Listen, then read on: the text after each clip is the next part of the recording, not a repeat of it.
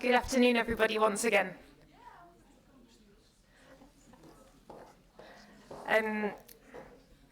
Very warm welcome to all of you here in the room and to those of you online to today's event, which marks the publication of the European Commission's annual report on taxation.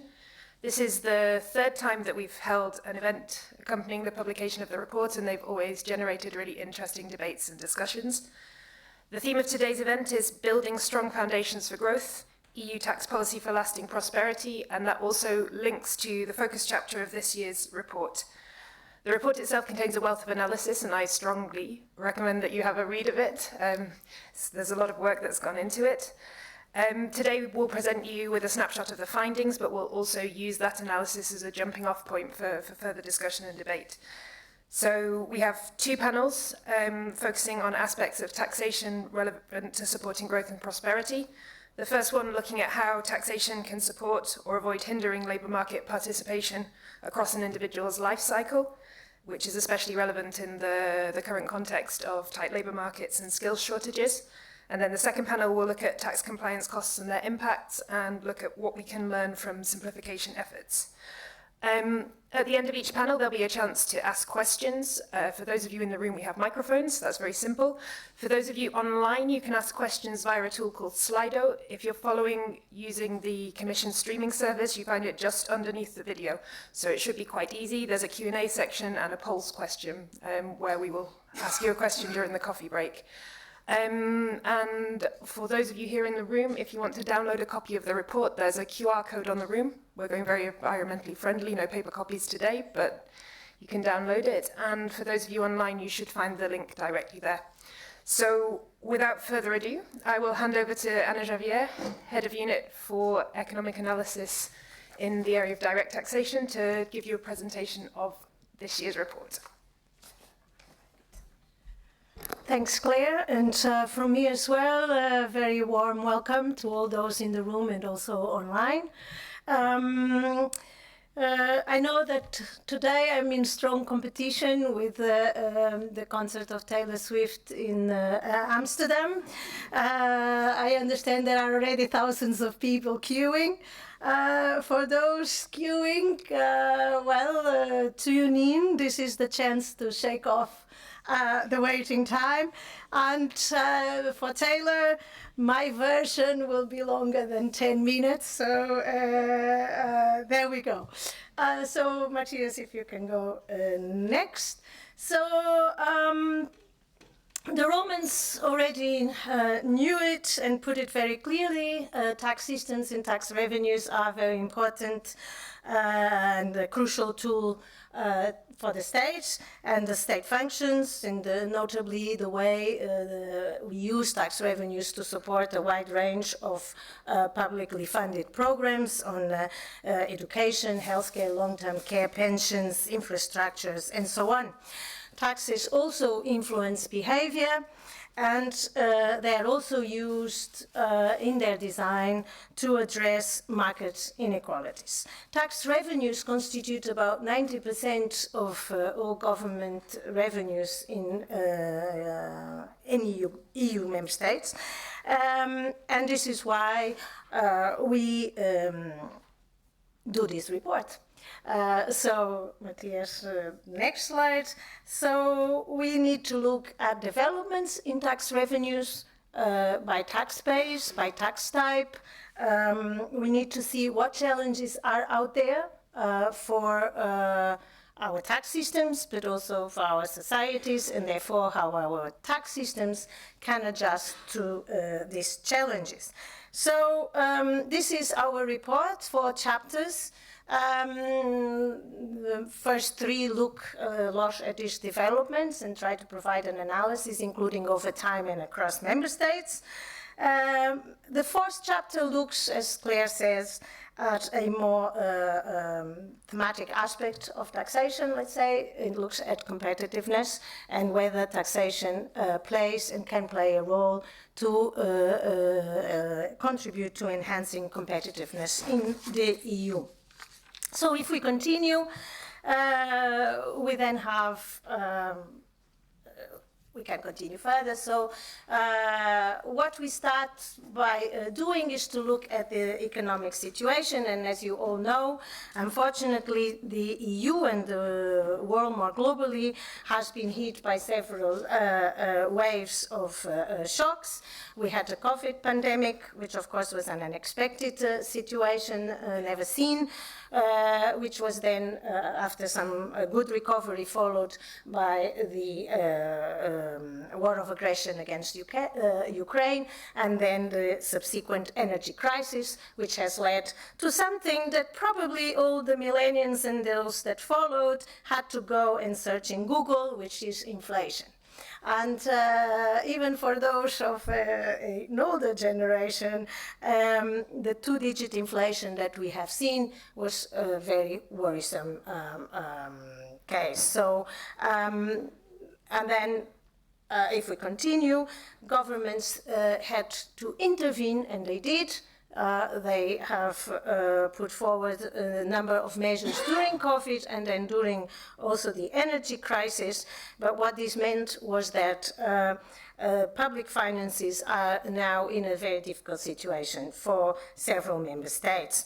And what this means is, of course, that taxes being the other side of the scale, we will have also some pressure on our tax systems to deliver the necessary revenues to face the difficulty in public finances.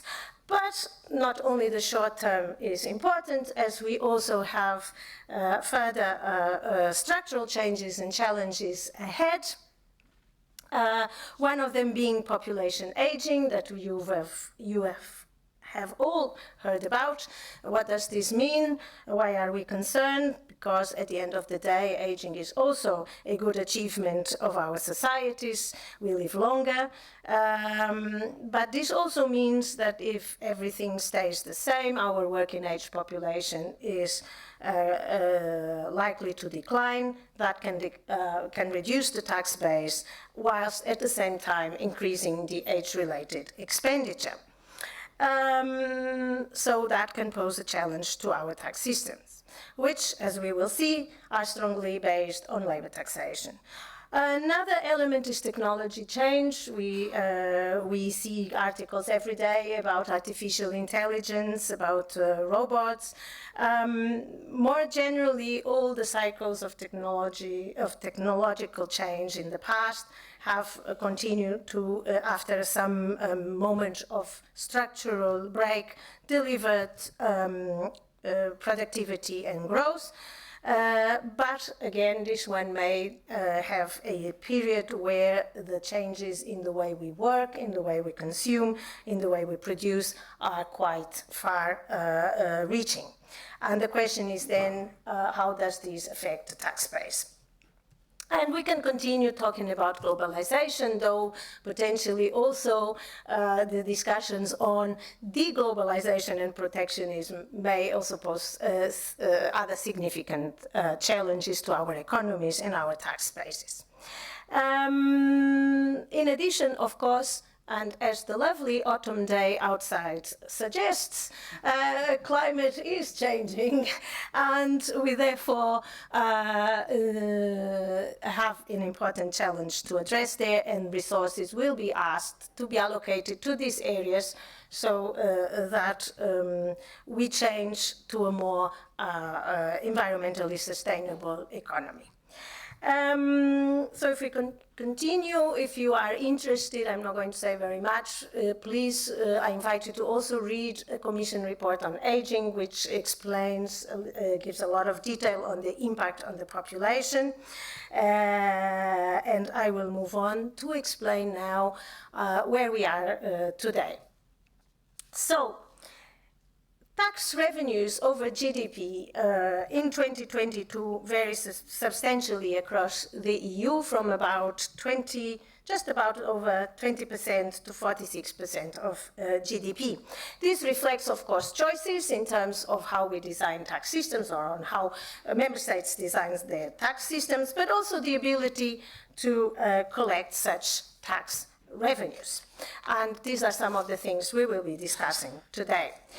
If we then look in more detail at the various bases for these tax revenues, labor, capital, and consumption, what we can see, and you can see, is that it hasn't changed very significantly over the last decade or so. So labor, including social contributions, remains the largest share of the tax mix, about 50% for the whole EU. Though in 21 and 22 we saw a slight increase in the share of consumption revenues and capital revenues, probably reflecting the better economic cycle. Now, when we look by country in the next slide, what we see is that, of course, those aggregate numbers mask very large differences across member states.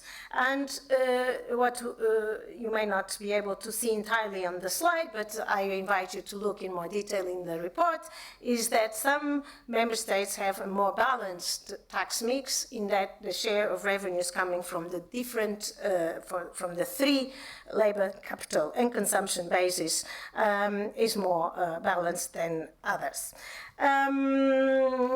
So now then the report moves on to look at what member states have been doing in terms of tax policy reforms.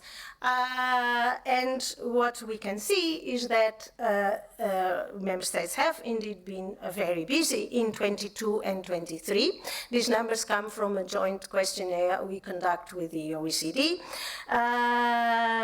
And so for the EU member states, we can see that in those 2 years, 855 tax policy measures have been either announced, legislated, or implemented in EU member states. That's indeed quite a large number. Now, obviously, because, as I said, these were also very particular years, notably 22 and 23, many of these measures include, of course, temporary measures to support companies and households in view of inflation and energy prices. Though also still some measures that phasing out of the COVID pandemic. So we might expect that in the coming years, when we do the questionnaires, some of these measures will be reversed because of their temporary nature. When we look, and we try to look at this by type of, let's say, objective, and that's in the next slide, what we see is that there have been a lot of measures in what we call competitiveness. So that means support for investment, support for employment, support for consumption. So measures that try to encourage consumption, investment, and employment, but also a fair share that relate to increasing equity and fairness, a number that relate to promoting health and the environment, and also, and this will be also something we hope to look at in the part or the second panel today, a lot on improving tax collection and reducing tax compliance costs, tax evasion, tax avoidance, and fraud. At the EU level, and this is our next slide, we have also been busy, and the Commission has proposed a number of initiatives in the area of taxation, and here I state a few. So that is the BFIT, the hot and the transfer pricing directives, and the aim of these directives is indeed to contribute to improve the business environment, to facilitate, amongst other things, the companies that have or wish to have cross-border activity.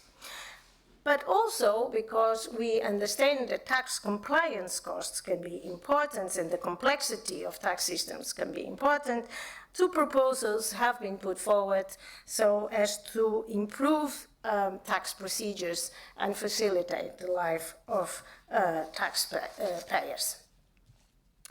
If we then move on, the chapter looks at the performance of tax administrations, and this is of course something that is quite difficult to measure, and I guess we might be touching upon that later today.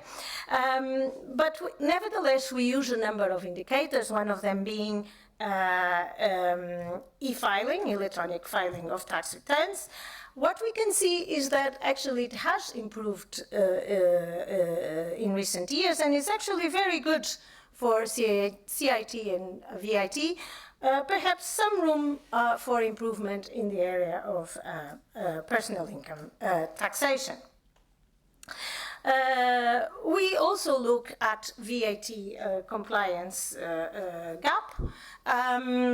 Obviously, this is not only about tax administrations, but our idea is that part of it is the ability to collect VAT revenues. You know, different things have been happening in these years, including more digitalized methods of payment, but also in terms of tax administration, a lot more effort into digitalizing procedures, and this has potentially this explains part of this decline in the compliance gap. So then we move on to looking at revenues by type of tax over time and across member states. And why do we do that? Well, because, as I said before, we are interested in looking at our tax mix in the presence of all these challenges that I've just highlighted in the beginning. So not only the fiscal situation, but also, of course, population aging, digitalization, globalization, climate change, inequalities, if we are to add another dimension of policy. So when we look then for the, let's say, four main types of taxes, well, you will say most likely that nothing much has changed over this long period of time. Perhaps indeed in 2021, 2022, CIT, corporate income taxation, has increased slightly in the share of total tax revenues. But pretty much, and despite these various challenges, nothing much seems to have changed. Of course, when we look then per country, the picture is slightly different, and there has been some movement over the last decade. Interestingly, in some countries, the tax revenue as a share, overall share has declined, but per tax type, it has changed in many heterogeneous ways.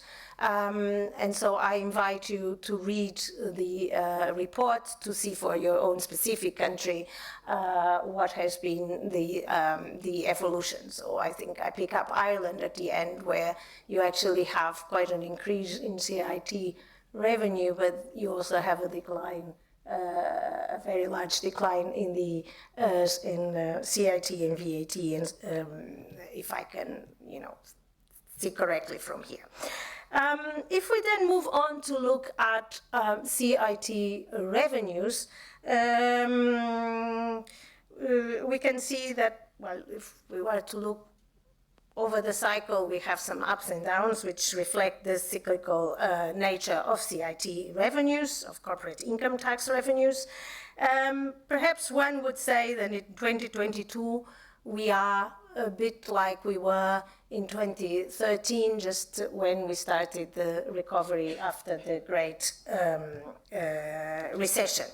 So the question, of course, will be, what would the numbers show us next year when we sit here to present the report, because then we have numbers for 23, which was a much more difficult economic year, which so we don't know where this line will take us. And that's why I wanted to emphasize this aspect. If we move on, we can see that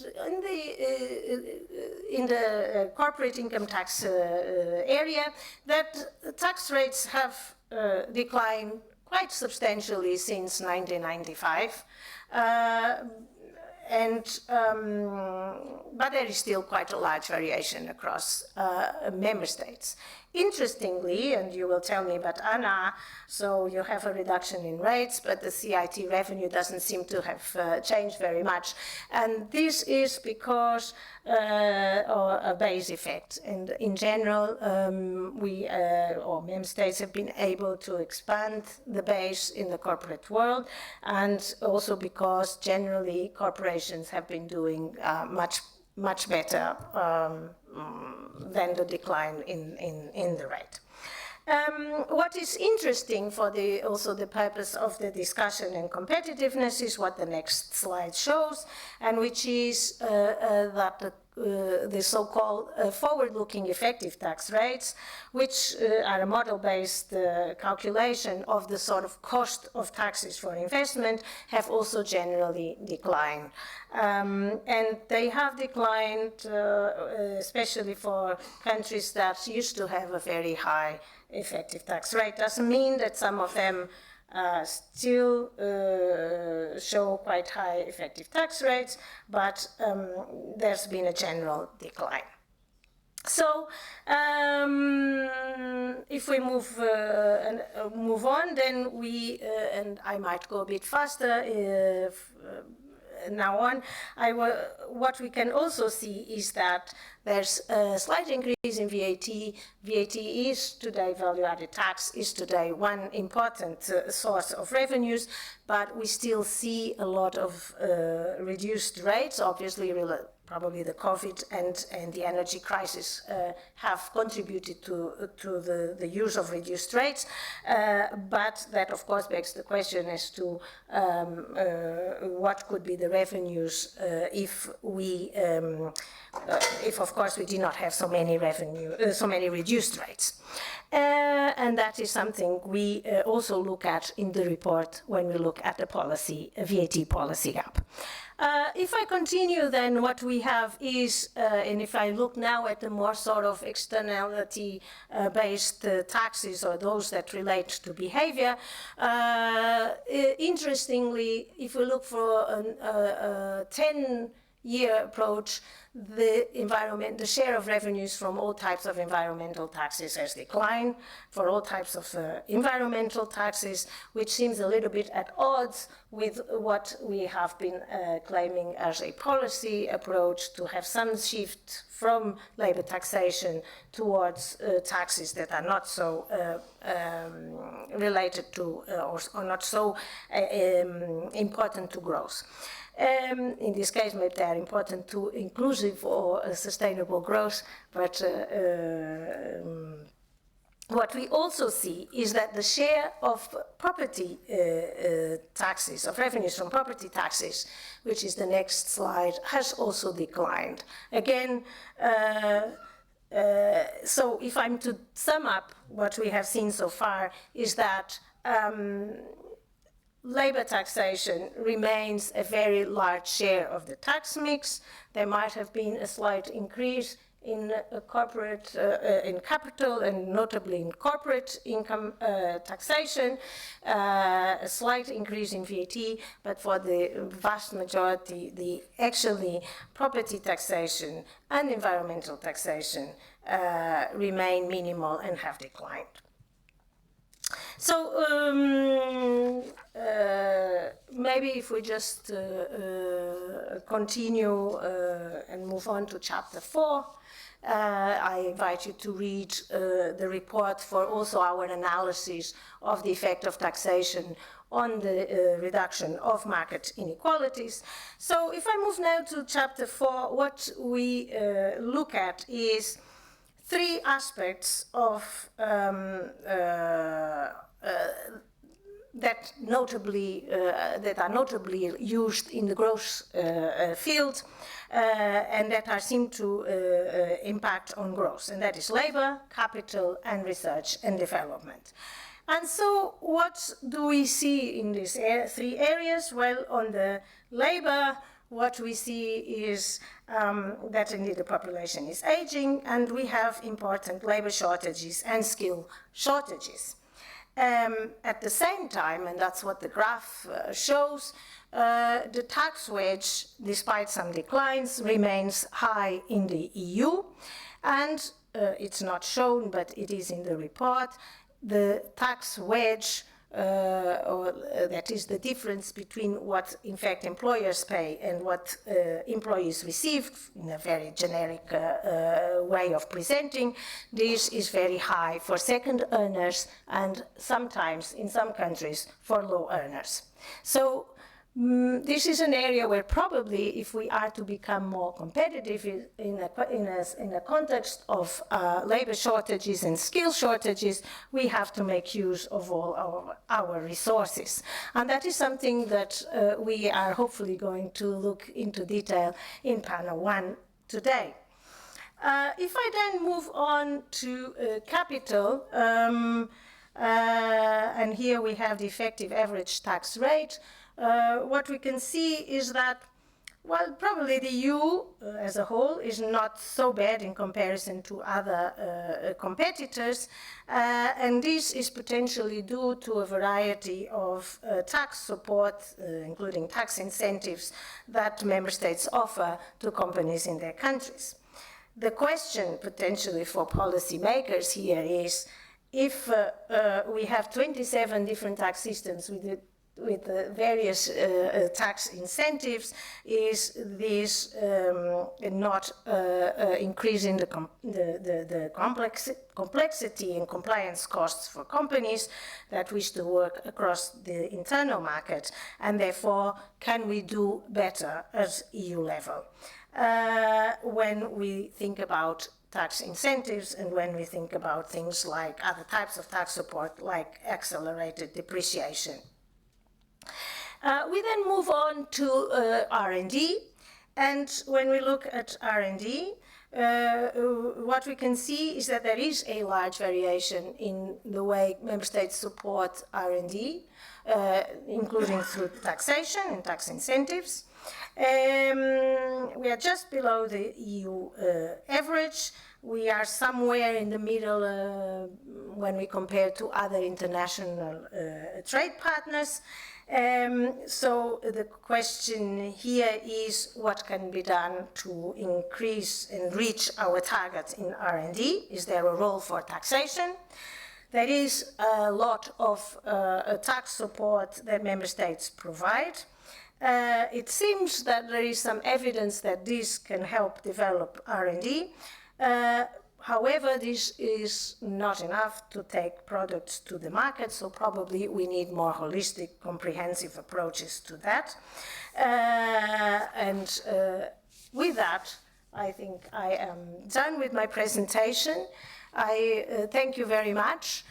Please look at the report, enjoy the reading, and of course enjoy the what I hope to be very rich discussions this afternoon on some of these topics. Many thanks, and to you, Claire.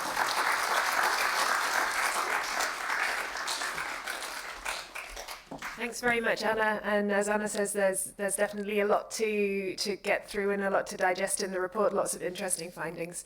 So moving straight on, I think, because we're relatively tight for time, to the first panel. Could I invite Benjamin Angel, the moderator, and the two panelists who are here in person for the discussion onto the stage? And the theme of this first panel is Shaping the Jobs of Tomorrow, How to Leverage Taxation to Help Address Labour and Skills Shortages.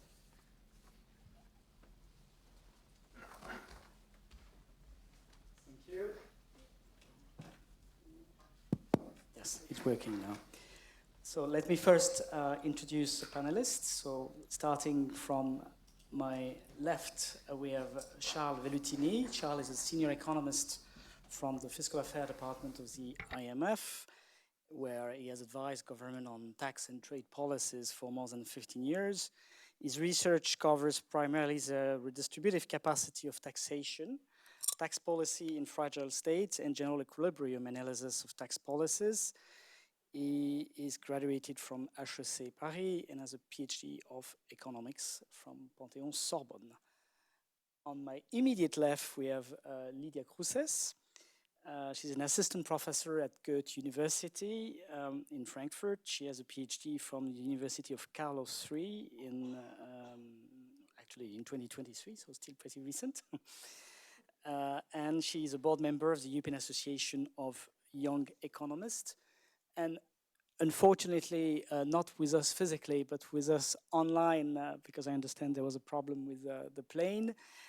We have Joanna Tirovic. She's a professor of economics at the University of Warsaw. She has a PhD in economics at the Faculty of Warsaw, and she also studied in Leuven in Belgium. Since 2022, she's notably serving in the Monetary Policy Council of the Polish Central Bank. This panel will discuss a bit labor taxation and the use of labor taxation to achieve other targets.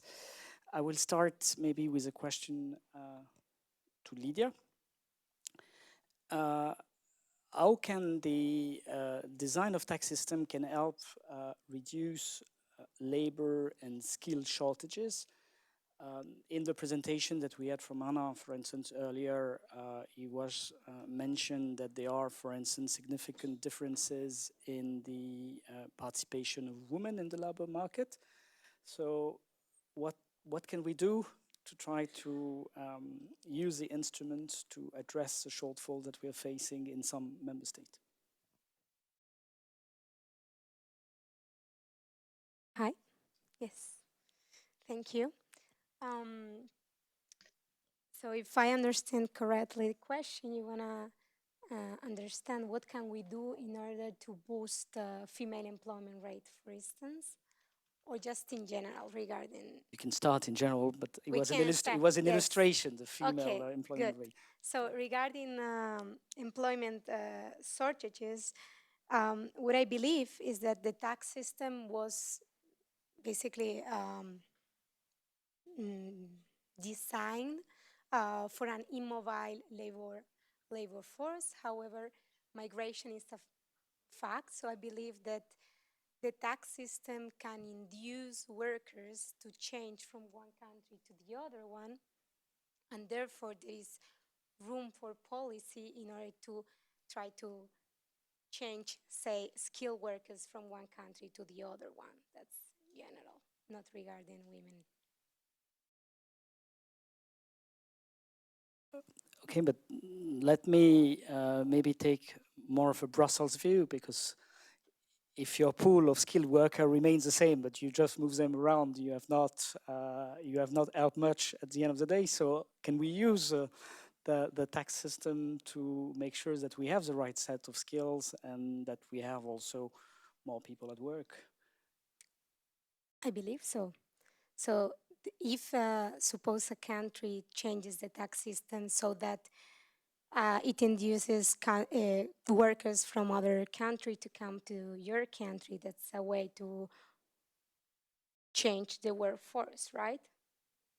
That's what I meant by migration from one country to the other one, or even in one specific country, if you have labor shortages, say in the rural areas, you can also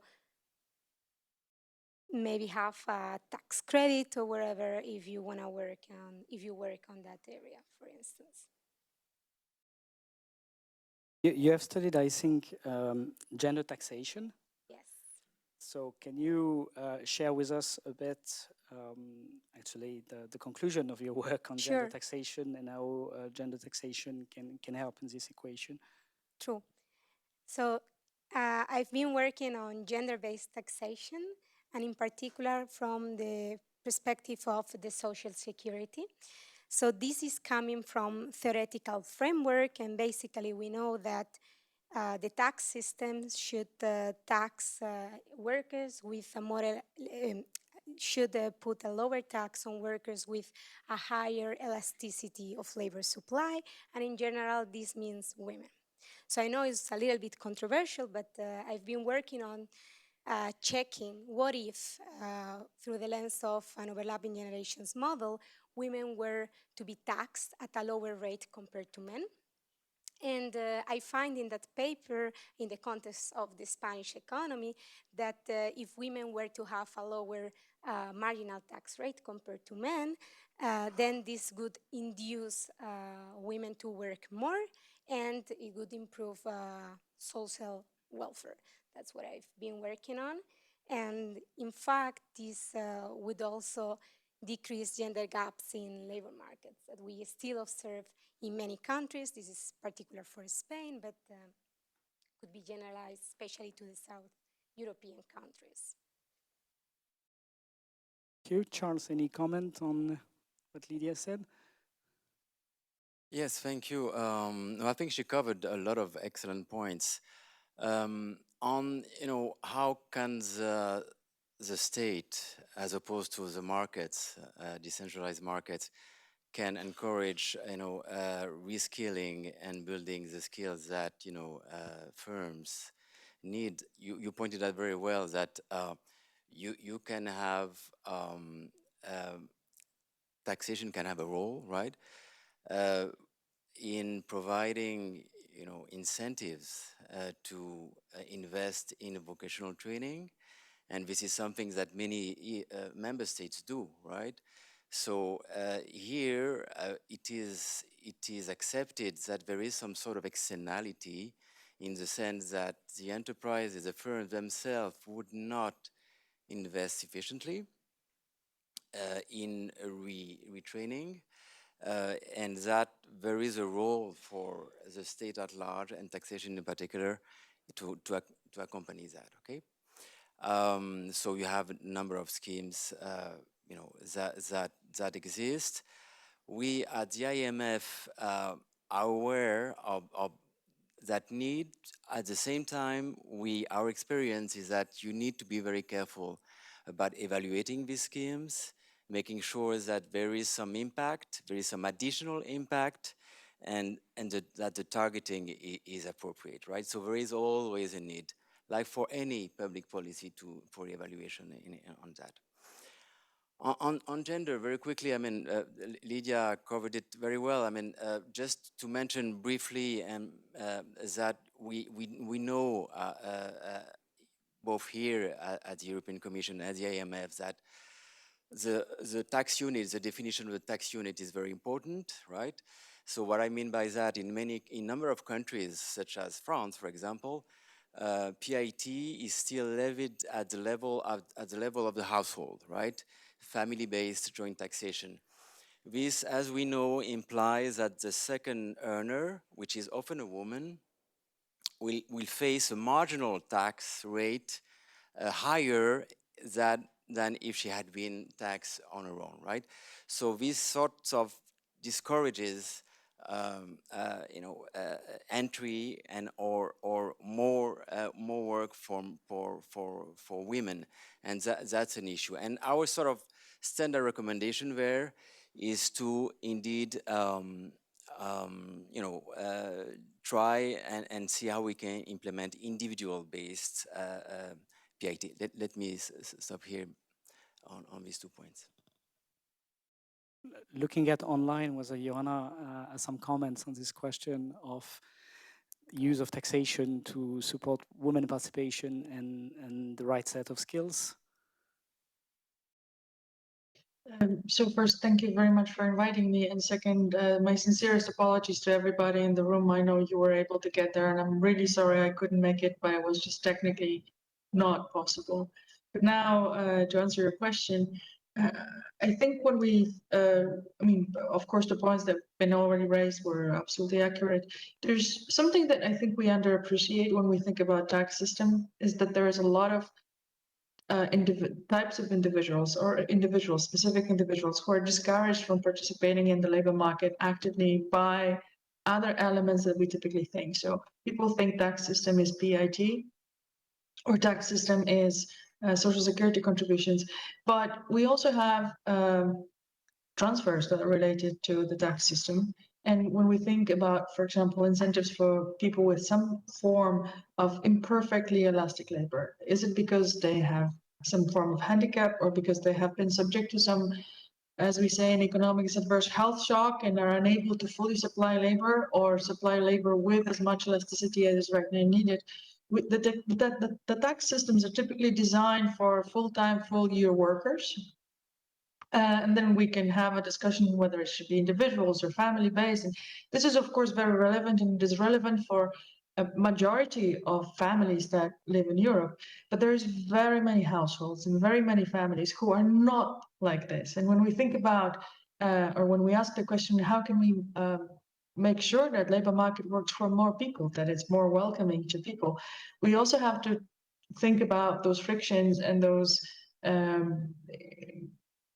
just sometimes it's just honestly bad designs that function in other parts of the tax system related to social transfers that simply discourage individuals from participation, not just because they're taxed high, but because, for example, if they start working, they lose the transfers that they're right now dependent on, or their families lose some access to social assistance that is necessary for them. And so a more holistic or comprehensive view can really make it possible for a lot of individuals who are willing to work to join the labor force and participate, even if it's not full-time, full year, it's still going to be very valuable for the European labor market. Thank you. Let me come back to Charles, maybe just with a question to push you a bit, not that I disagree with what you said. You mentioned the very interesting work of the IMF on taxation on an individual basis or together within a couple. And you mentioned it as a strong disincentive, which is a very rational argument. But somehow this assumes that the person and the couple is already relatively tax savvy, is able to make his own simulation and understand sufficiently the system to be able to assess how much they would be taxed if the woman work at a certain level versus does not. Is it really the standard case that the taxpayer is able to do such computation? Probably not all of them. I would agree with that, but many do. Yeah, I think it's taxation has impact and does influence behavior, if not in the short term, certainly in the medium term. And you have also advisors like accountants, like lawyers, like notaire in France, right? That do that on their behalf. Yes, certainly that's an influence. Now on visit, yeah. Let me continue on this. The problem of access of women to the labor market usually are not so much in the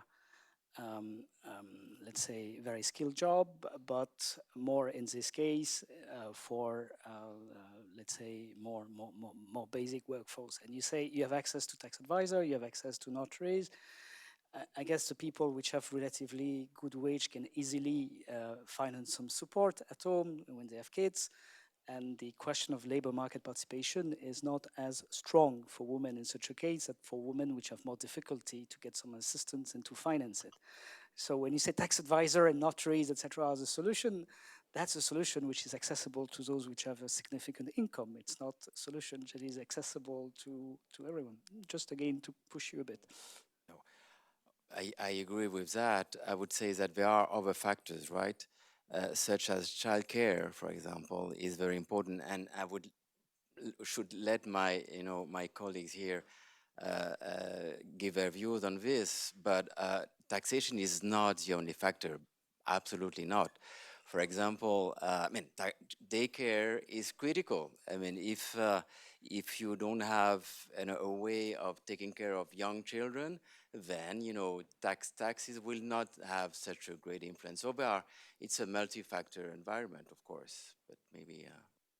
You would like to add on this topic before we change of topic? Yeah.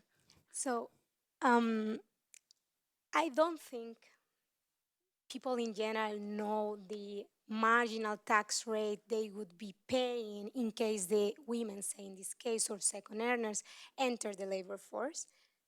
But they know how much their husband, say, paid taxes last year, so they know that there is a disincentive from entering in the labor market. But what I want to raise here, a question maybe to Joanna or to Charles, is in Spain, we can really know whether we do prefer to be taxed at the individual level or at the couple level. So we have the choice every year between joint or individual taxation. So we do have that information because it's very simple. You just put your name there and you have a draft with what's the amount of taxes you would be paying in case you would be taxed at individual level or jointly. And I don't believe that there is any study trying to understand, I don't know, whether that affects women's labor market differently from a country where you cannot really know what would be the counterfactual scenario. So, Can I say something? Yes, please. So there's a wonderful paper that addresses exactly this issue for one of the member states, Sweden. They have had a lot of changes to taxing the second earner, and that has implied that for some families it is better when your kid gets sick.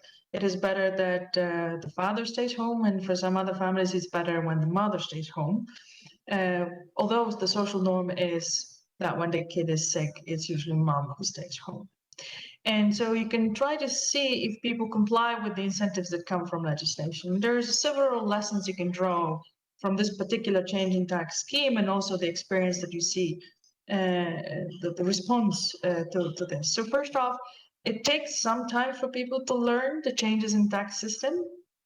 So if you can make it faster, if you can simply promote this information, if you can give people clear examples so that they could check which one works better for them, that helps to kind of assimilate the changes and respond to them. So you make a change in tax system, it's not necessarily salient to people. You need to do something to make it more salient to people. But the second lesson you can draw is that people respond to those incentives only to up to a limit. Indeed, it turns out that if you have a very strong social norm, whatever the origin of that norm, that mom should stay home, families are ready to leave money on the table, just simply pay too much tax or collect too few transfers, just to comply with that social norm.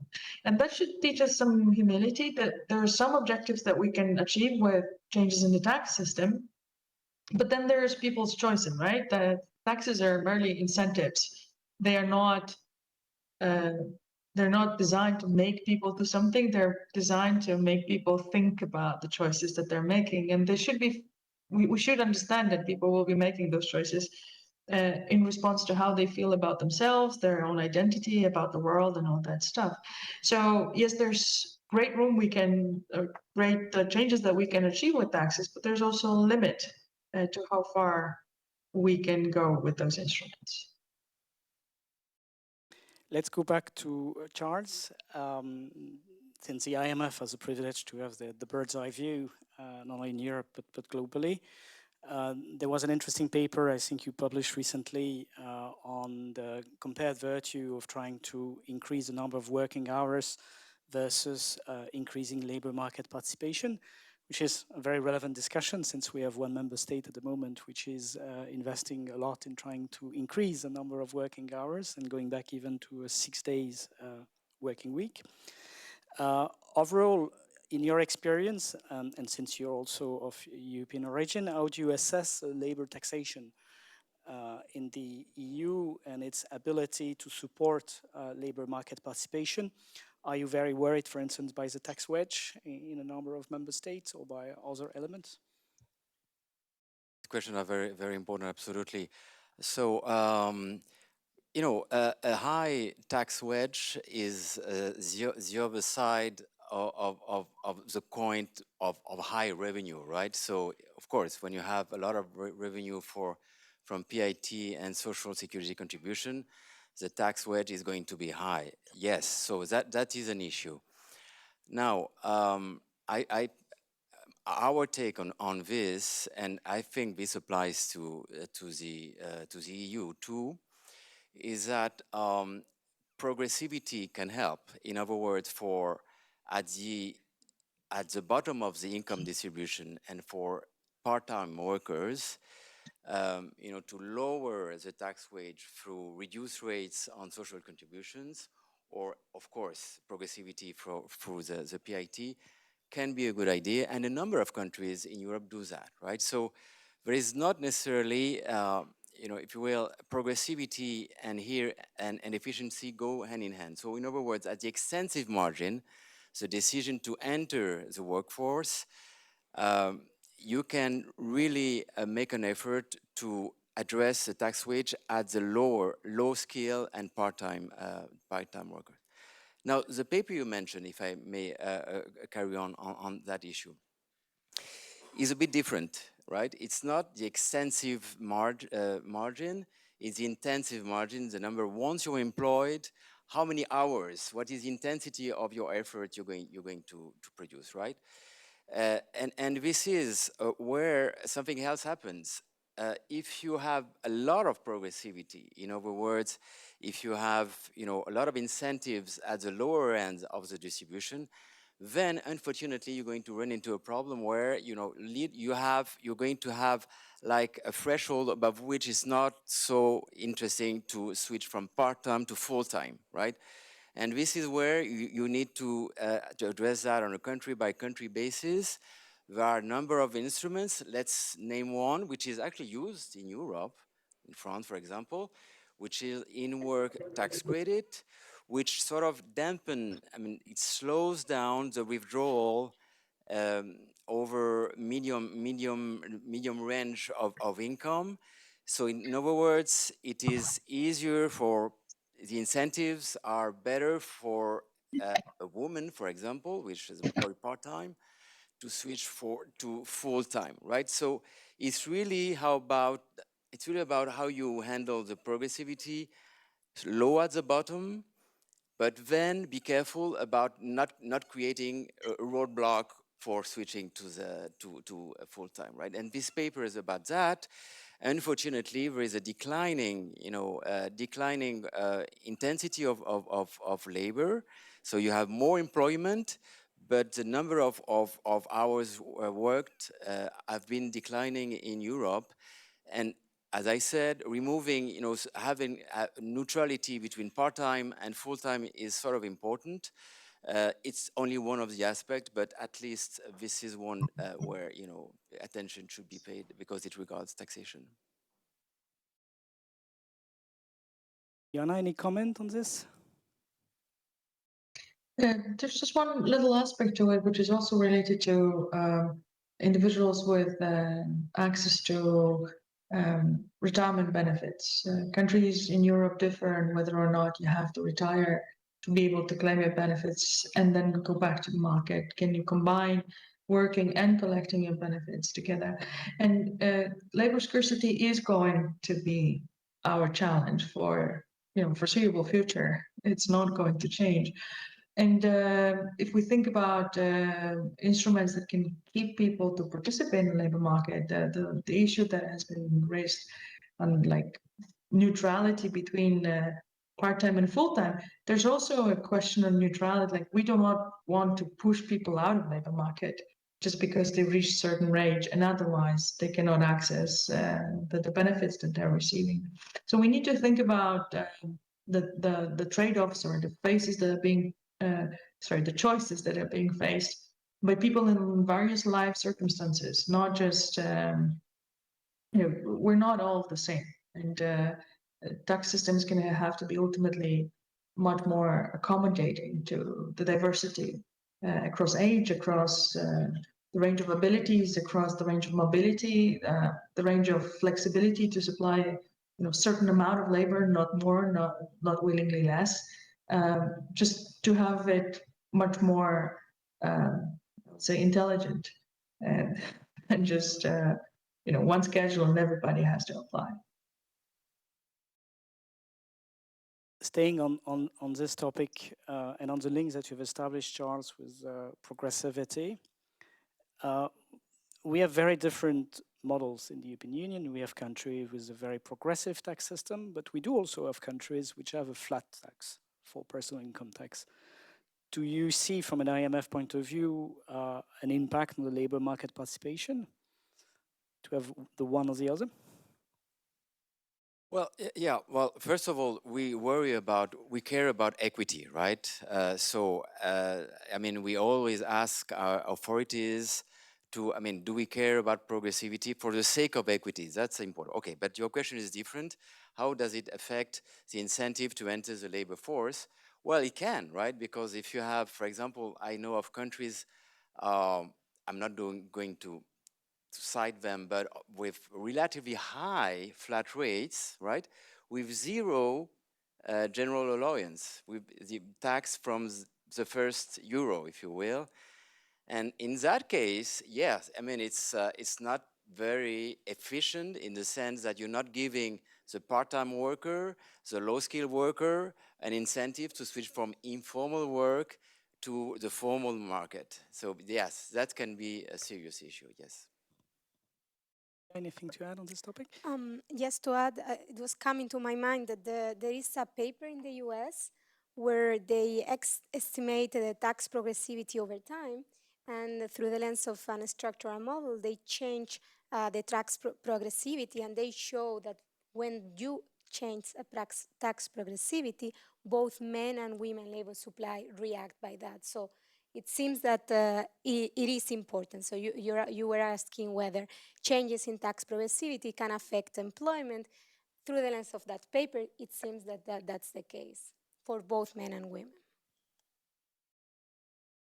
Okay, let's move to a third group of topic, which is the one related to supporting labor mobility. Lydia has already alluded to geographic mobility, but the topic is a bit broader. I think we have moved from a model of life employment within a company, which was very much a model in the 50s and 60s, to a model where the millennials are changing of jobs very often, but sometimes not often enough for the broad population to accompany the transition of the economy and the success and failure of some sectors. So maybe starting with Joanna this time, can taxation provide effective tool or effective incentive to favor labor mobility and skill development and reskilling where needed? For skills, I think the biggest challenge for individuals is really knowing what's going to be needed and taking the risk of investing in those skills. And taxes can somehow be a tilting point, but it's going to affect the marginal person, not the number of people that we're thinking about. But what I would like to emphasize is that right now Europe is very highly discouraging mobility, and it's not so much direct labor taxation, but social security contributions, or not even the contributions, but the drawing rights that stem from these contributions. Right now, if you want to be really mobile across member states, your ability to claim some decent retirement once you reach retirement age are heavily constrained. You may end up to be ineligible for Social Security in any single member state, even though you worked your entire career.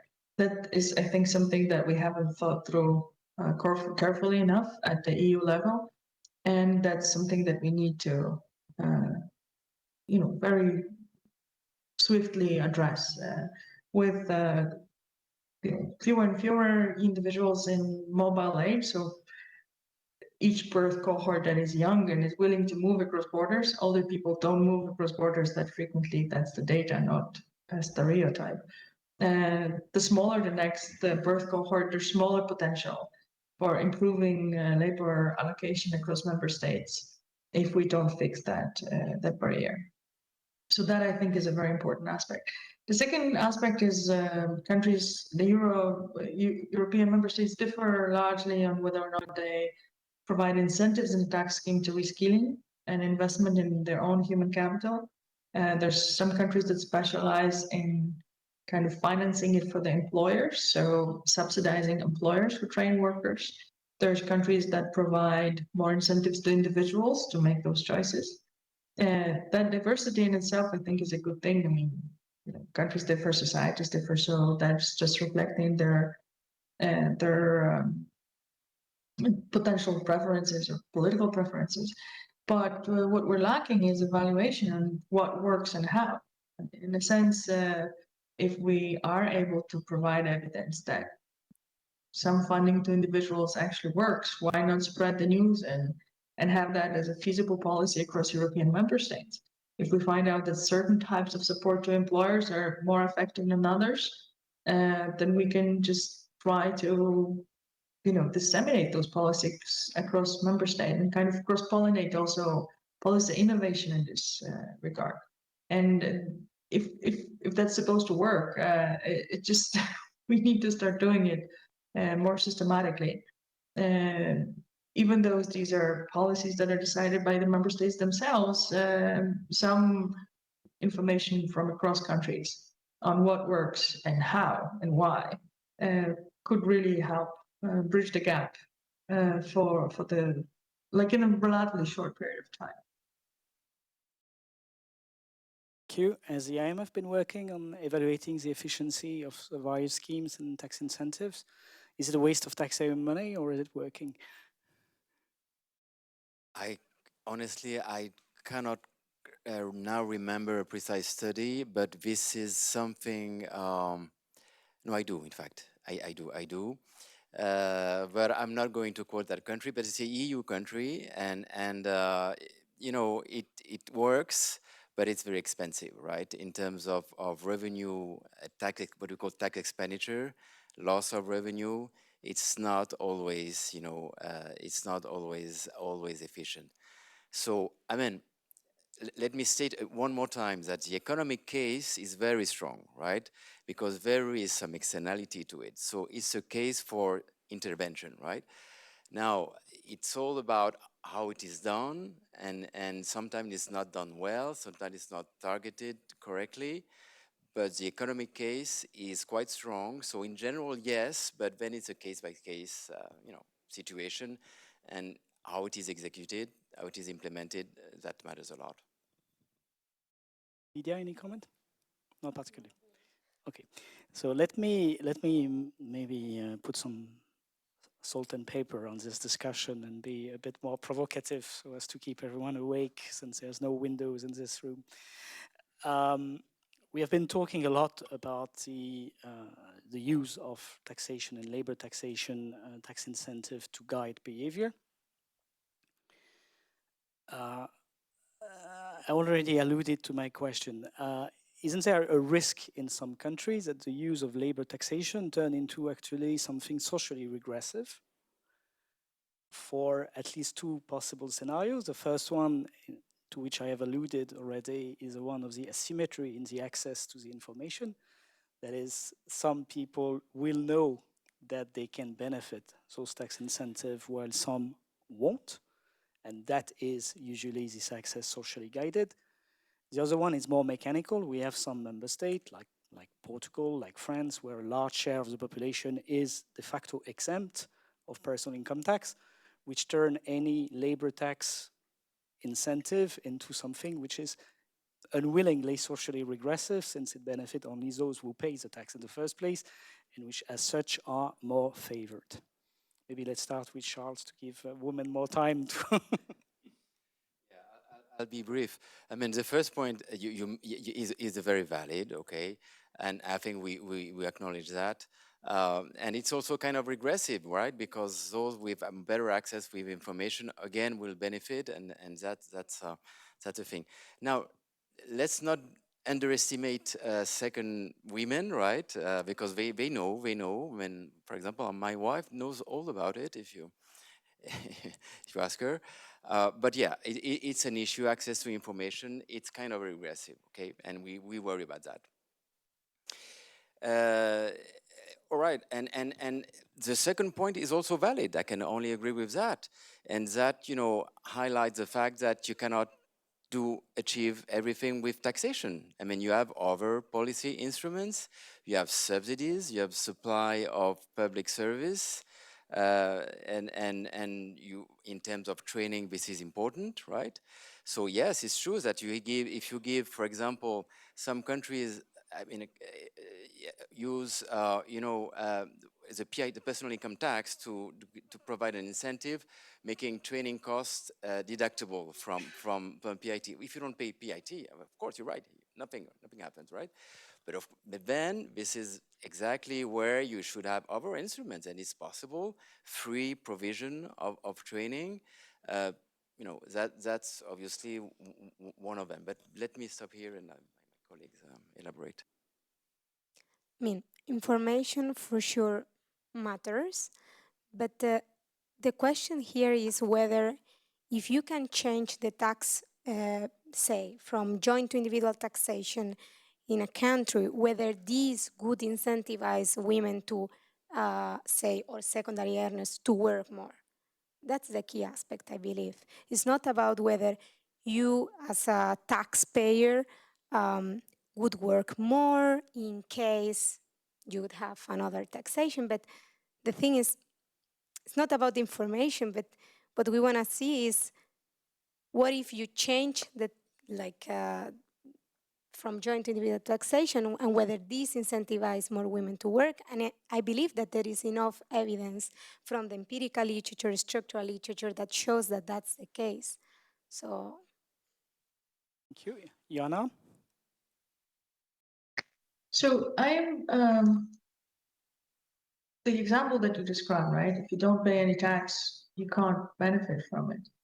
I mean, this is an excellent case for just not thinking through what the tax system should do and ending up, starting from different points. Let's do this, let's do this, let's do that, and then suddenly things are incompatible, and so the incentives don't work as they should because, somebody thought about a different part of the tax system, and somebody thought about a different type of incentive, and these two people just didn't talk to each other, or one legislation was sooner and one was later, and nobody made the connection. But this is just bad policy making. It's not a problem of whether taxes can do it or they cannot do it. It's the problem of, are we smart about setting our tax schemes? And this is much more about politics than about economics. You don't need to do much analytical work to know that this is just a mistake by policymakers, and they need to do things better and get better at doing them. The three of you have been very concise in your answer, which creates a positive effect, which is we have a lot of time for interaction with the room, and we can take questions from the audience. While people are thinking of questions, I will force Anna, actually, who happened to be a labor economist, to start with the first question.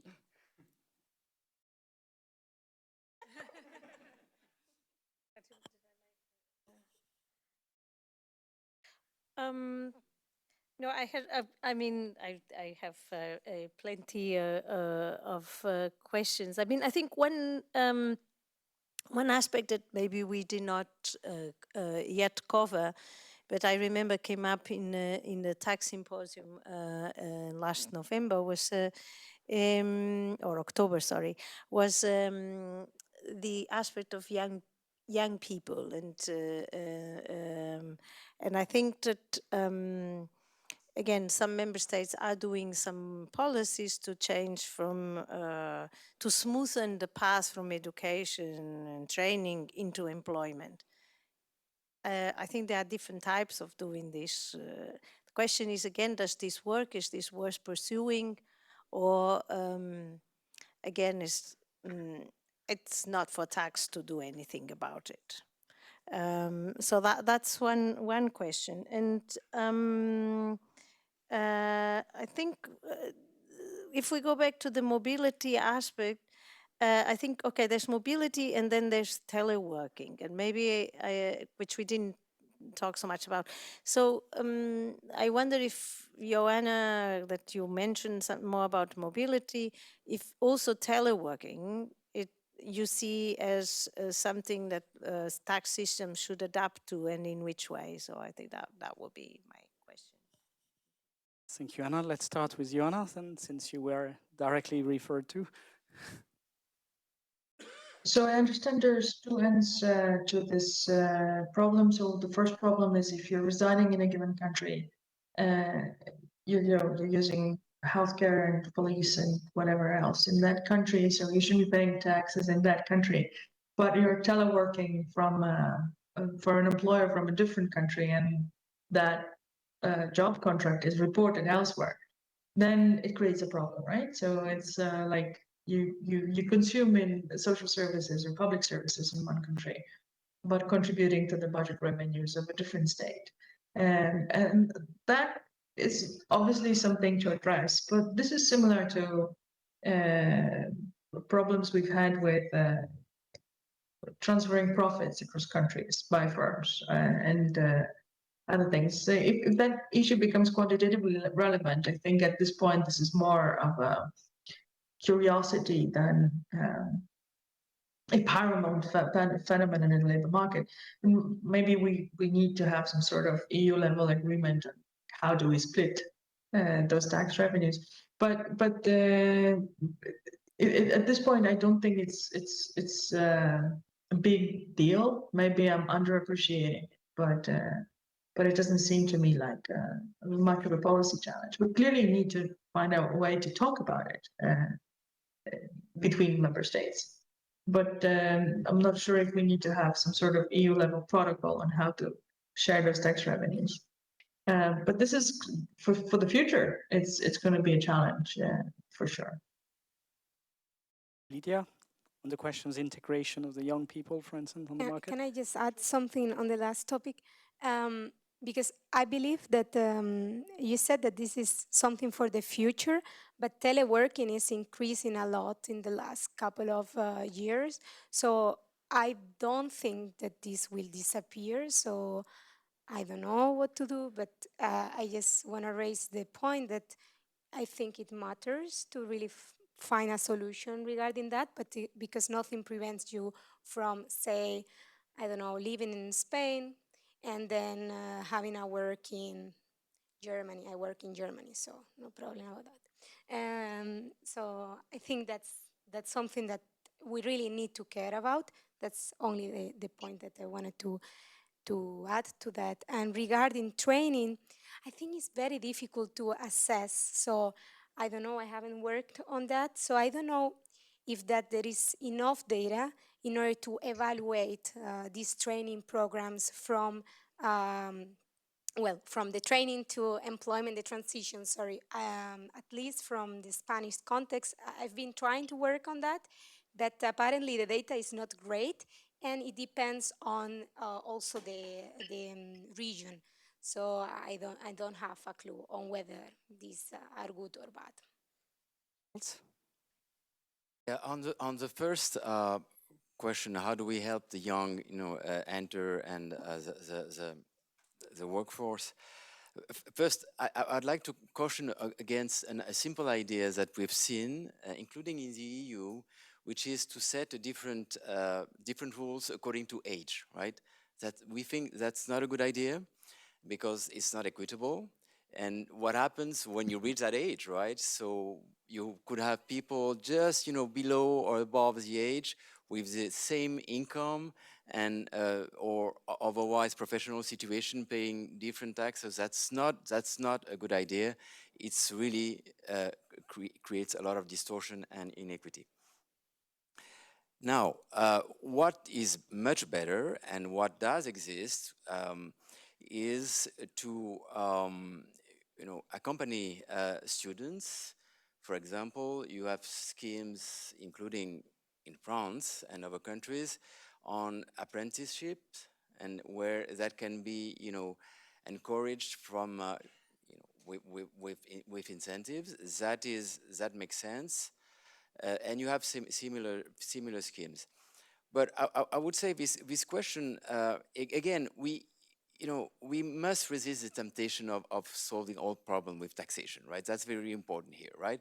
Because I would say that if you have the right skills, if you have the right training, the right degrees, then the transition will be natural. I mean, in digital services, green, everything around the green environment economy. These people, they don't have any problem of transition to the workforce, right? So let's bear that in mind. It's really important.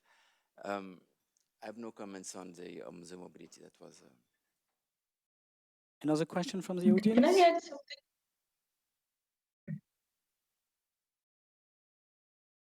Yes, Jörg.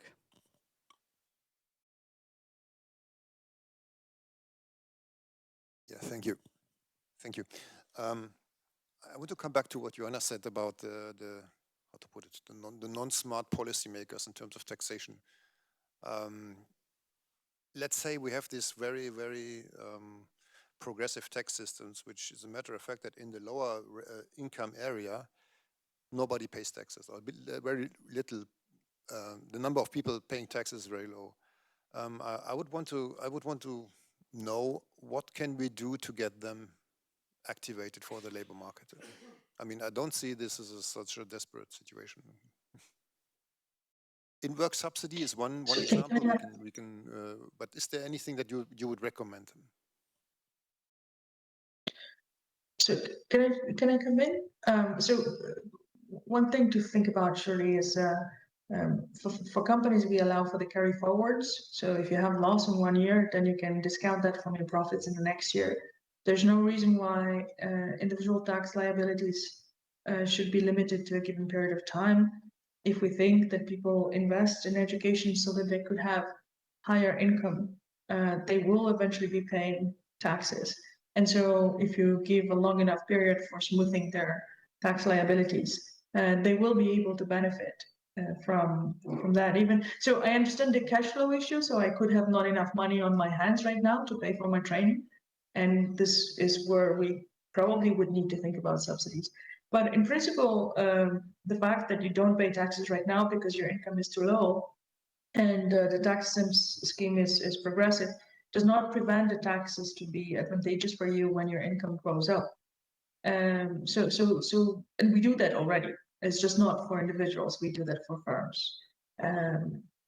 So that would be the easiest answer. There's probably more innovation that can be done in this regard. What Rihanna said, one thing also to bear in mind is that many people don't pay PIT, personal income tax, but they do contribute to social security, funds. So that's something, right? They are in the formal sector, and they will get there. In the meantime, they're already contributing for social charges.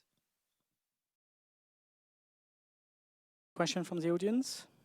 Yes.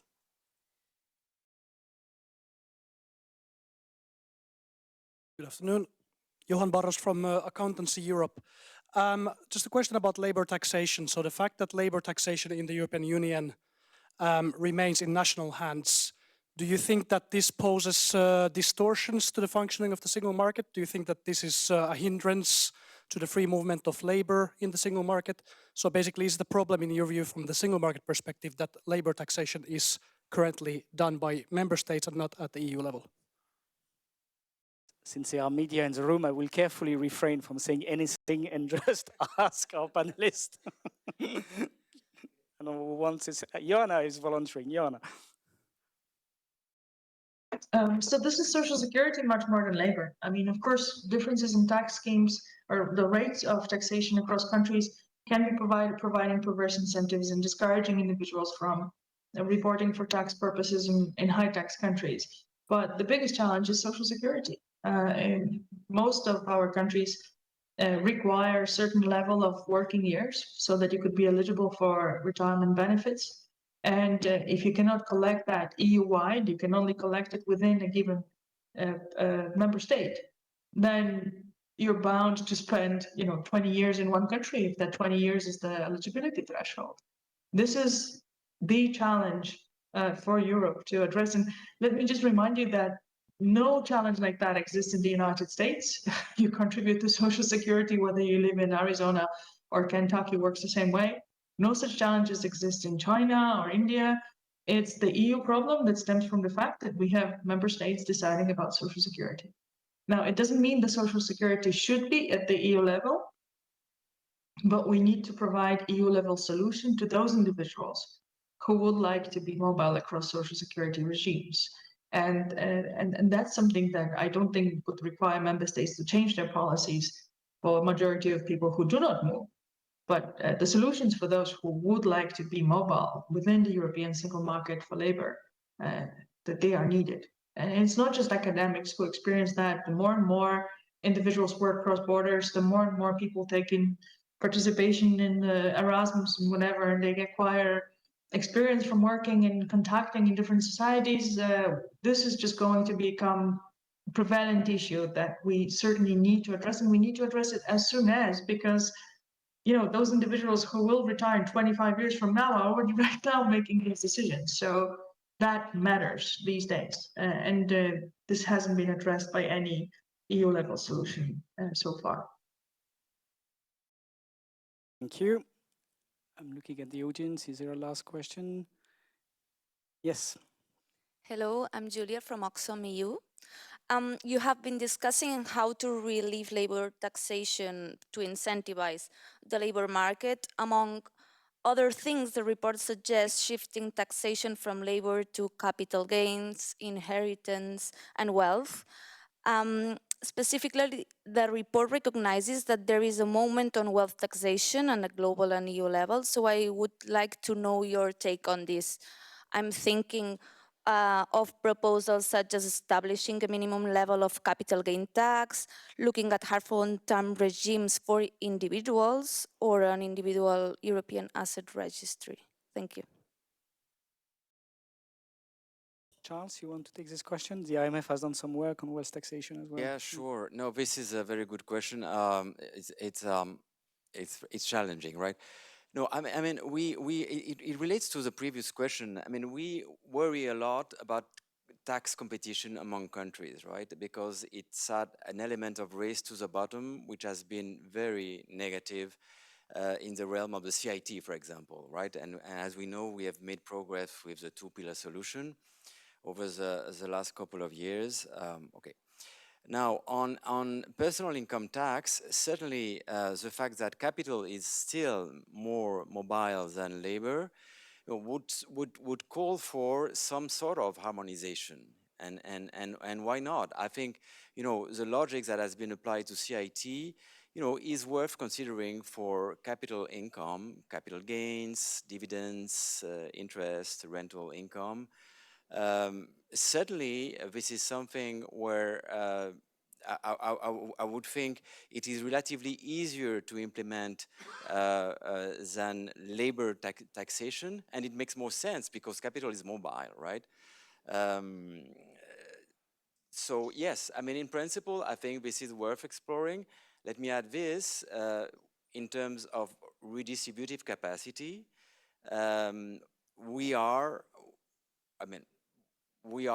advising some countries, and we are open. We think that wealth taxation is important. Not only the flows, the capital income, but the wealth itself, the assets, right? And it does exist in many countries, and it has potential, for more progressivity. So this is something, we think is useful and is worth considering in many cases. Yeah.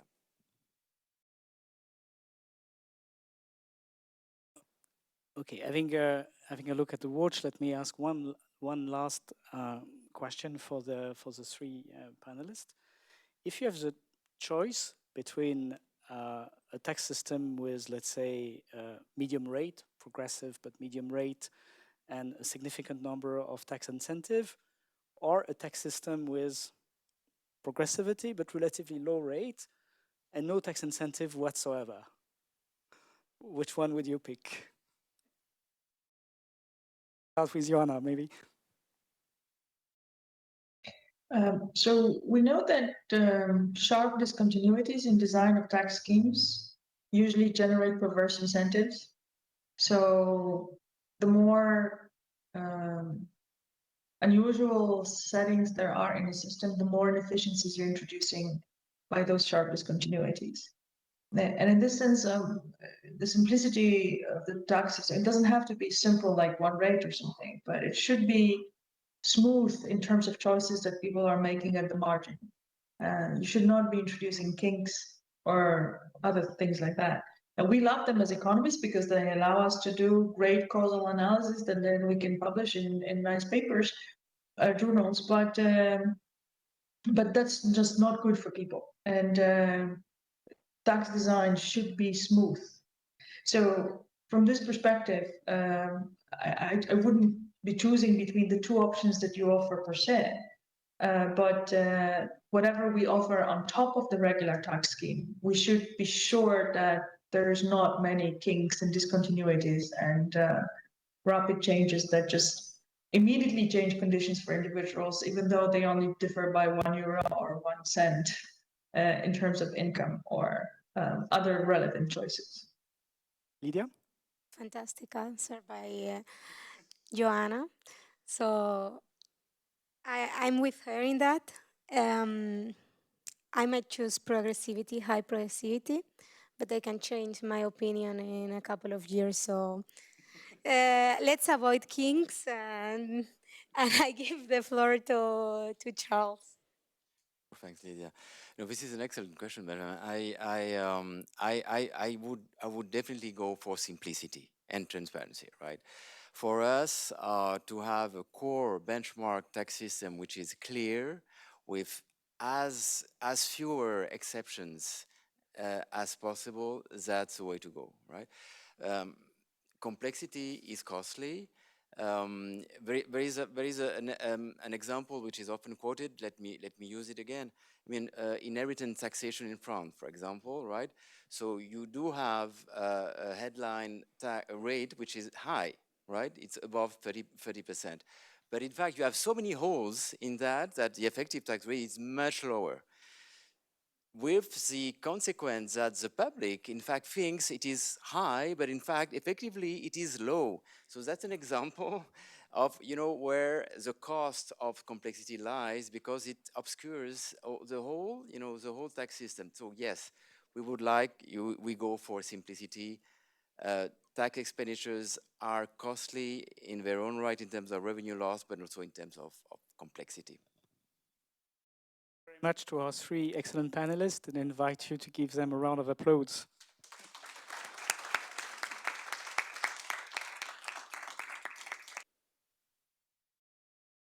Thanks very much to Benjamin and to all three of the panelists. We now have some coffee and I think also some biscuits served outside for those of you who are here. For those of you online, feel free to make a beverage of your choice. We'll reconvene in 15 minutes because we have another second very interesting panel and also the privilege of some closing remarks from Gerassimos Thomas after that.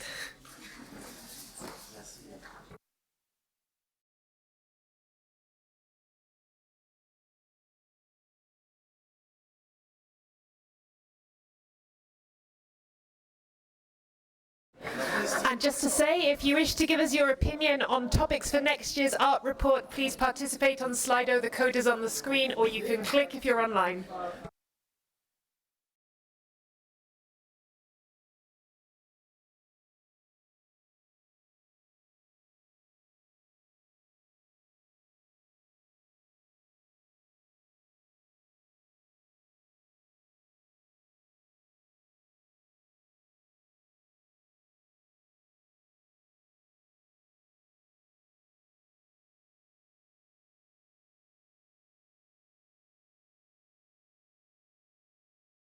Anna, just to let you know, I will close WebEx now, so you will be disconnected, okay? So if you want to continue watching the event, basically just go on our website, and there I can send you the link actually if you're interested. Is this okay? I will, of course, thank you. I just wanted to agree on that and then leave this room. Thank you so much. Sorry, I can't really hear you. I write you a message, yeah? Why can't you hear me? Is it okay now? It's too loud here right now. I can't hear you. Okay, sure, fine.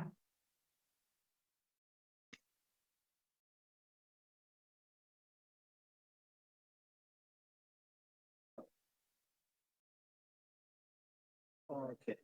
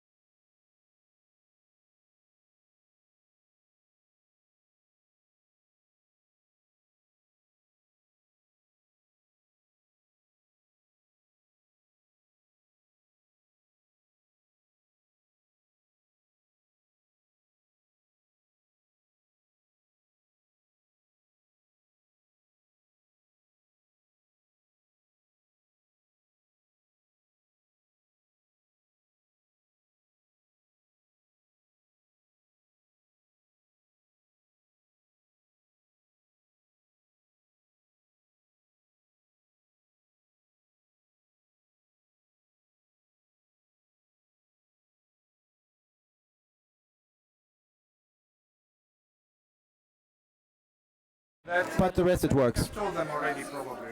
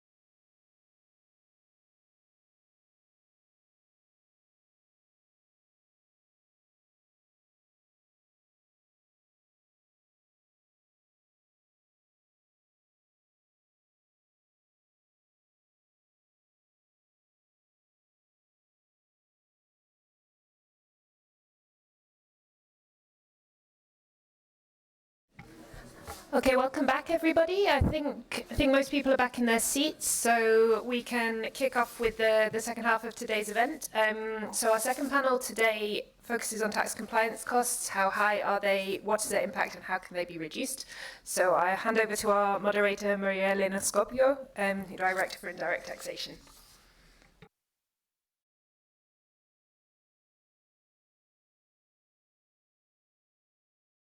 Thank you very much, Claire. Yes, everything is working. Welcome back for the second part of this afternoon presentation of the IRT. This afternoon we are going to discuss the tax compliance cost. Everyone knows about them, everyone has to deal about them. Their impact varies very much all over Europe and around the world. An estimation of those tax compliance costs is incredibly important in order to evaluate what kind of investment choices any company who's faced to them has to make, and also in order to target any action that would aim to reduce them. I am very pleased and honored to have very distinguished guests with us this afternoon. And we start with Mrs. Nadia Novik. She works with the World Bank, and she will present us what is going to happen in September, because the World Bank has been incredibly important in estimating the cost linked to tax compliance until very recently with their paying taxes report. There was a short hiatus that didn't allow us to have this very important report for some time, but now the report is coming back with a new methodology that Nadia is going to kindly explain to us. Then we have the Professor Andreas Koutoupis. He comes from the University of Thessalis. And what is important is that Professor Koutoupis had already looked at a methodology to calculate tax compliance costs that resembles a bit the ones that is going to be adopted by the World Bank. So it's going to be interesting to see also the two, how they may interact, and also to compare them. Finally, we have the pleasure to have Mr. Gerassimos, who comes from the SME United, and he will give us the perspective of the small and medium-sized enterprises that are normally the ones that have to bear the largest amount of costs as compared to multinationals. I will then open the floor to the public for questions, so that it will be possible to have questions having in mind all the three inputs by our three guests today.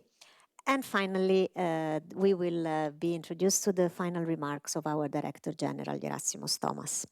So I would like then, Nadia, to invite you to the podium to start with your presentation. Thank you.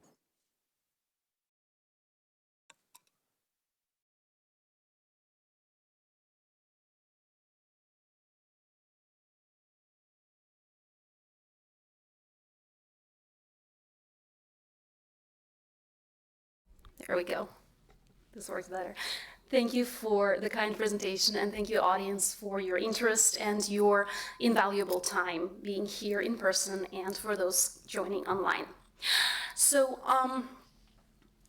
as you have heard, at the World Bank, we are in the process of preparing the launch of a new flagship report titled Business Ready, or Be Ready, just to make it a little bit catchier. Could we go to the next slide, please?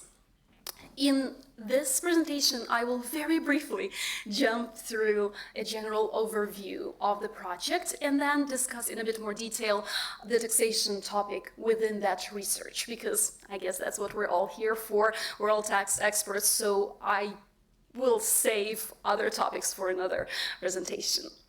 So what is Be Ready? Be Ready is an annual report that is being prepared by the World Bank. And it is part of the corporate flagship reports, meaning that it has a large coverage, it will have an annual nature, it has a fairly wide scope of the data.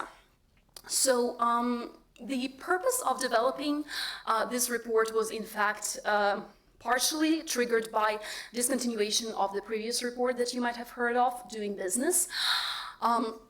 As report was discontinued, it created a gap in research, in knowledge, in literature and data available to society, and we are attempting to fill in that gap again.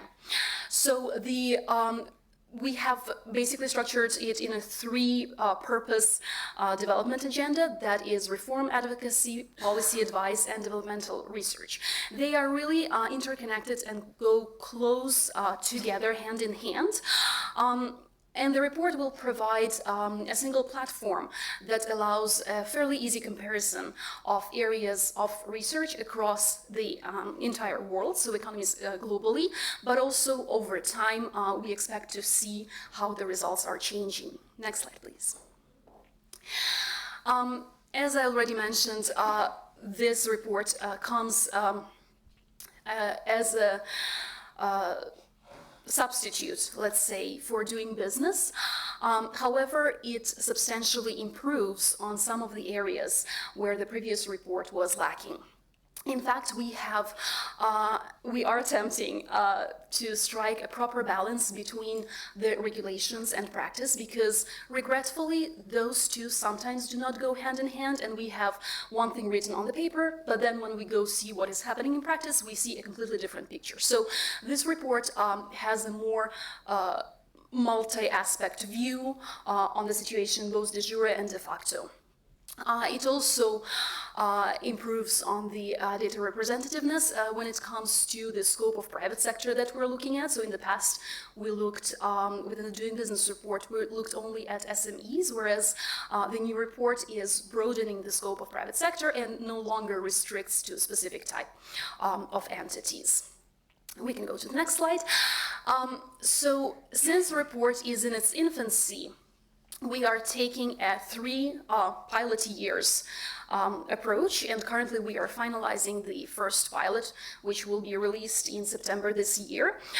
And this slide presents to you the EU member states that will be included in each of the pilot years. So I would like to clarify that each new pilot year expands as opposed to replaces the coverage. So what it means is, in the first year, we have 50 economies, including Bulgaria, Croatia, Estonia, Greece, Hungary, Portugal, Romania, and Slovak Republic.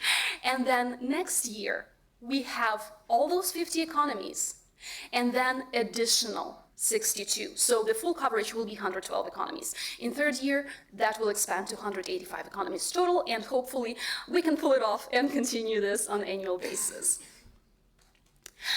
So, as I mentioned earlier, the scope of the report goes far beyond taxation. Well, taxation is one of the themes, but we are looking at a variety of stages in life cycle of firms. So, you can basically split it into the stage of opening a business, and that includes business entry, so processes like incorporating a company, getting formalized, or business location, so getting a place, an office, or a manufacturing facility to operate at.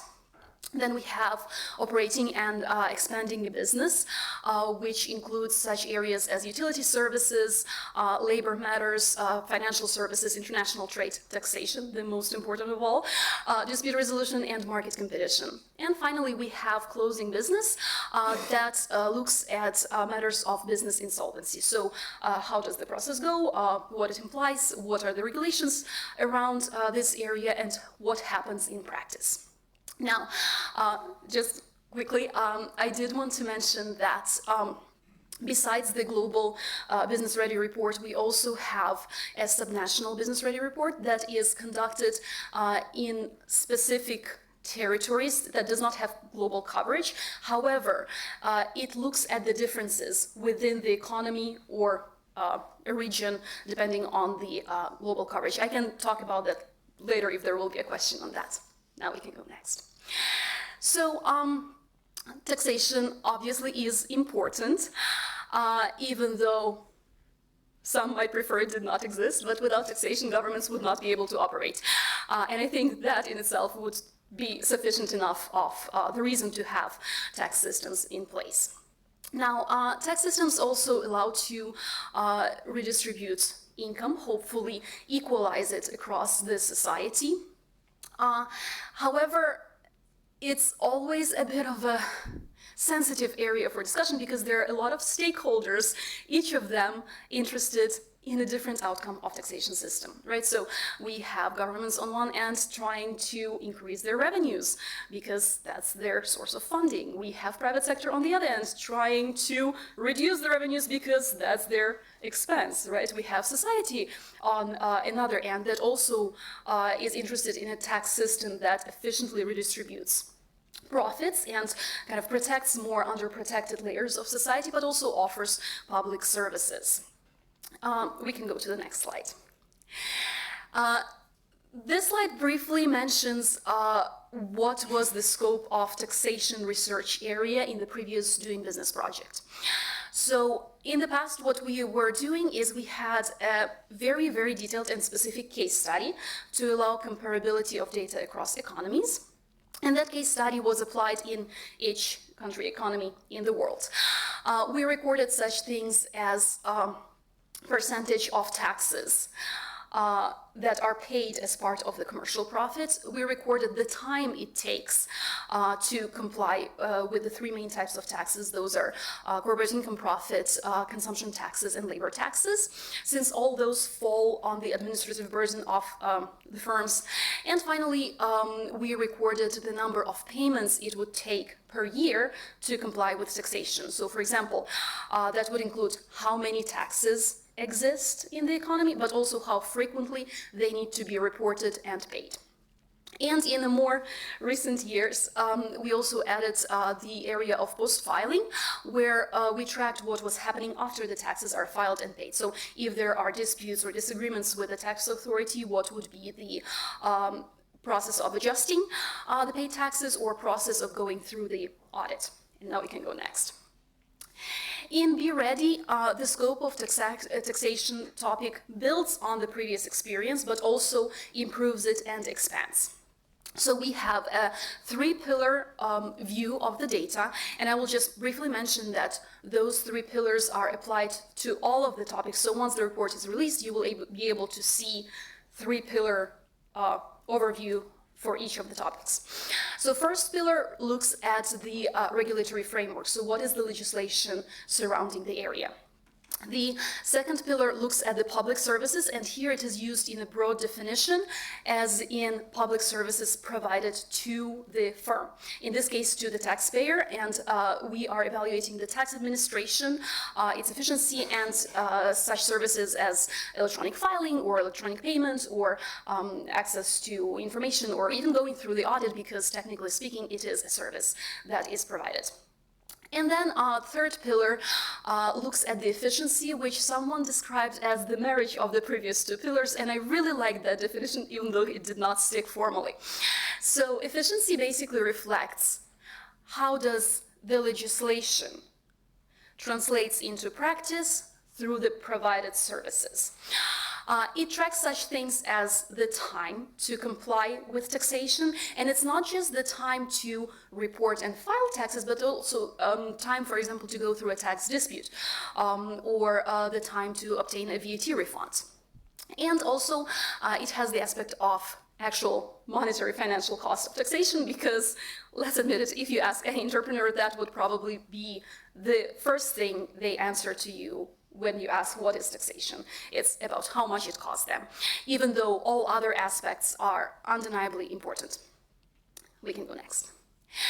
So here is a preliminary view of the structure of the data, and I will not stop on it for two reasons. One being time, but more importantly, we are still in the piloting stage, which means we are reshaping the structure based on what we learn as we collect the data.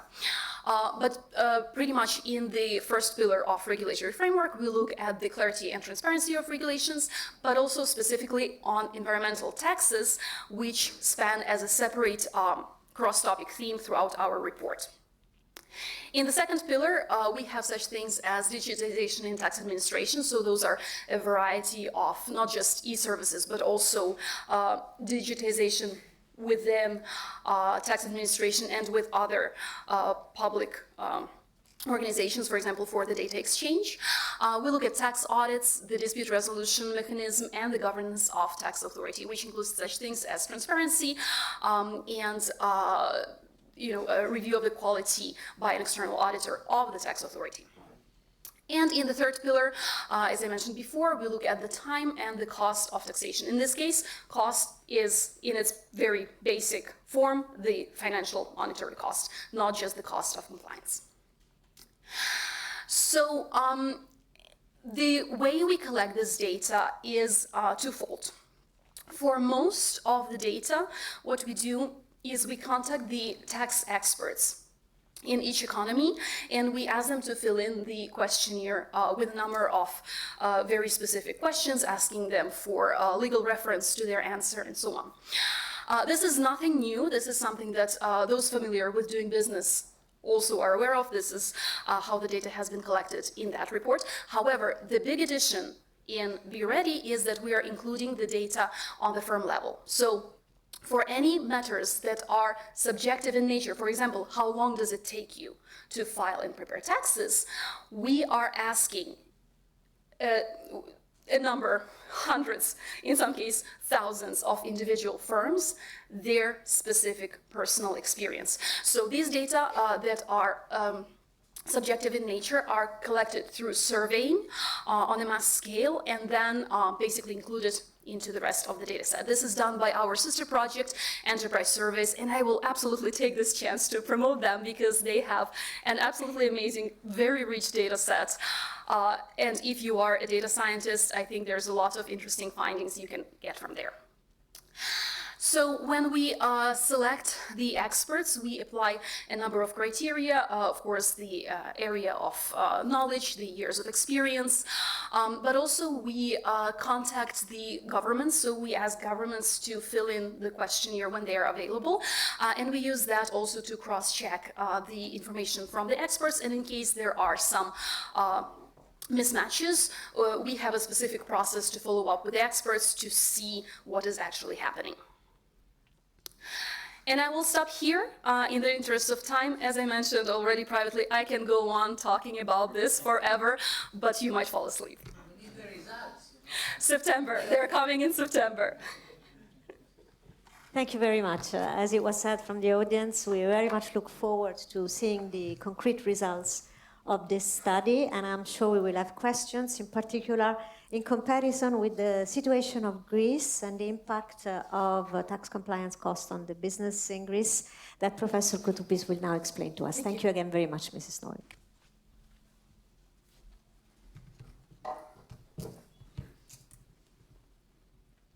Matthias, yes. Thank you for inviting me. We are here to answer whether about the tax compliance costs and their impact. It's not a new concept, it's a very old concept. If you go to my country and ask any small and medium-sized firm or any physical person, they will say that they are not happy with the taxes they pay, of course. But some of them are treated fair, some of them are not treated fair, to be honest.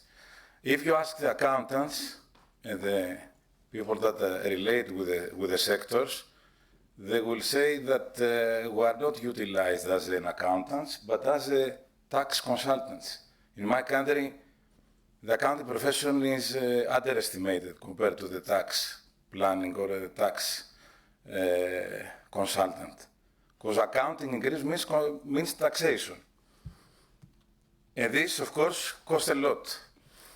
We did a research a couple of years ago in order to investigate the key determinants of cost by obtaining evidence from a representative sample of business from the Greek economy. Our economy is small and medium and family-oriented. The survey revealed that the complexity of the tax system still remains complex, and the level of electronic tax services are the main factors determining the tax compliance costs.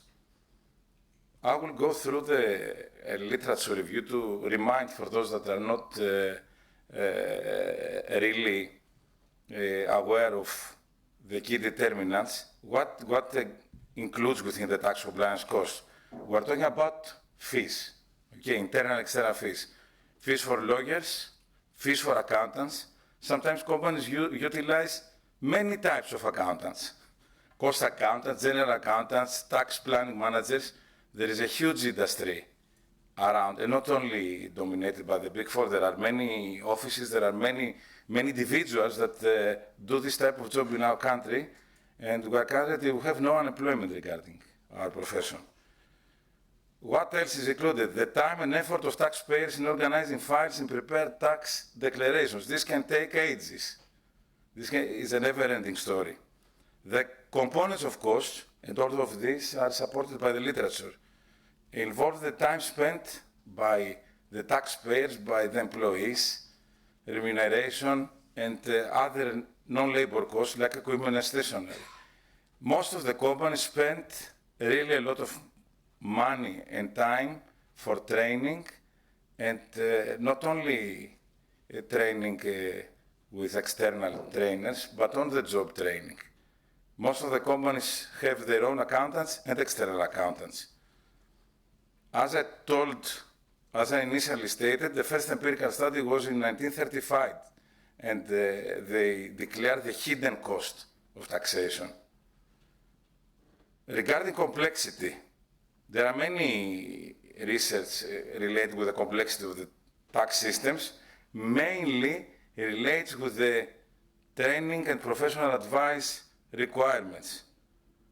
In our research, we come up with the result that complexity may lead to hidden taxation costs regarding all this process of preparation, drafting of tax returns, and the monitoring of tax legislation. Current trends, modern technology, which is utilized a lot nowadays.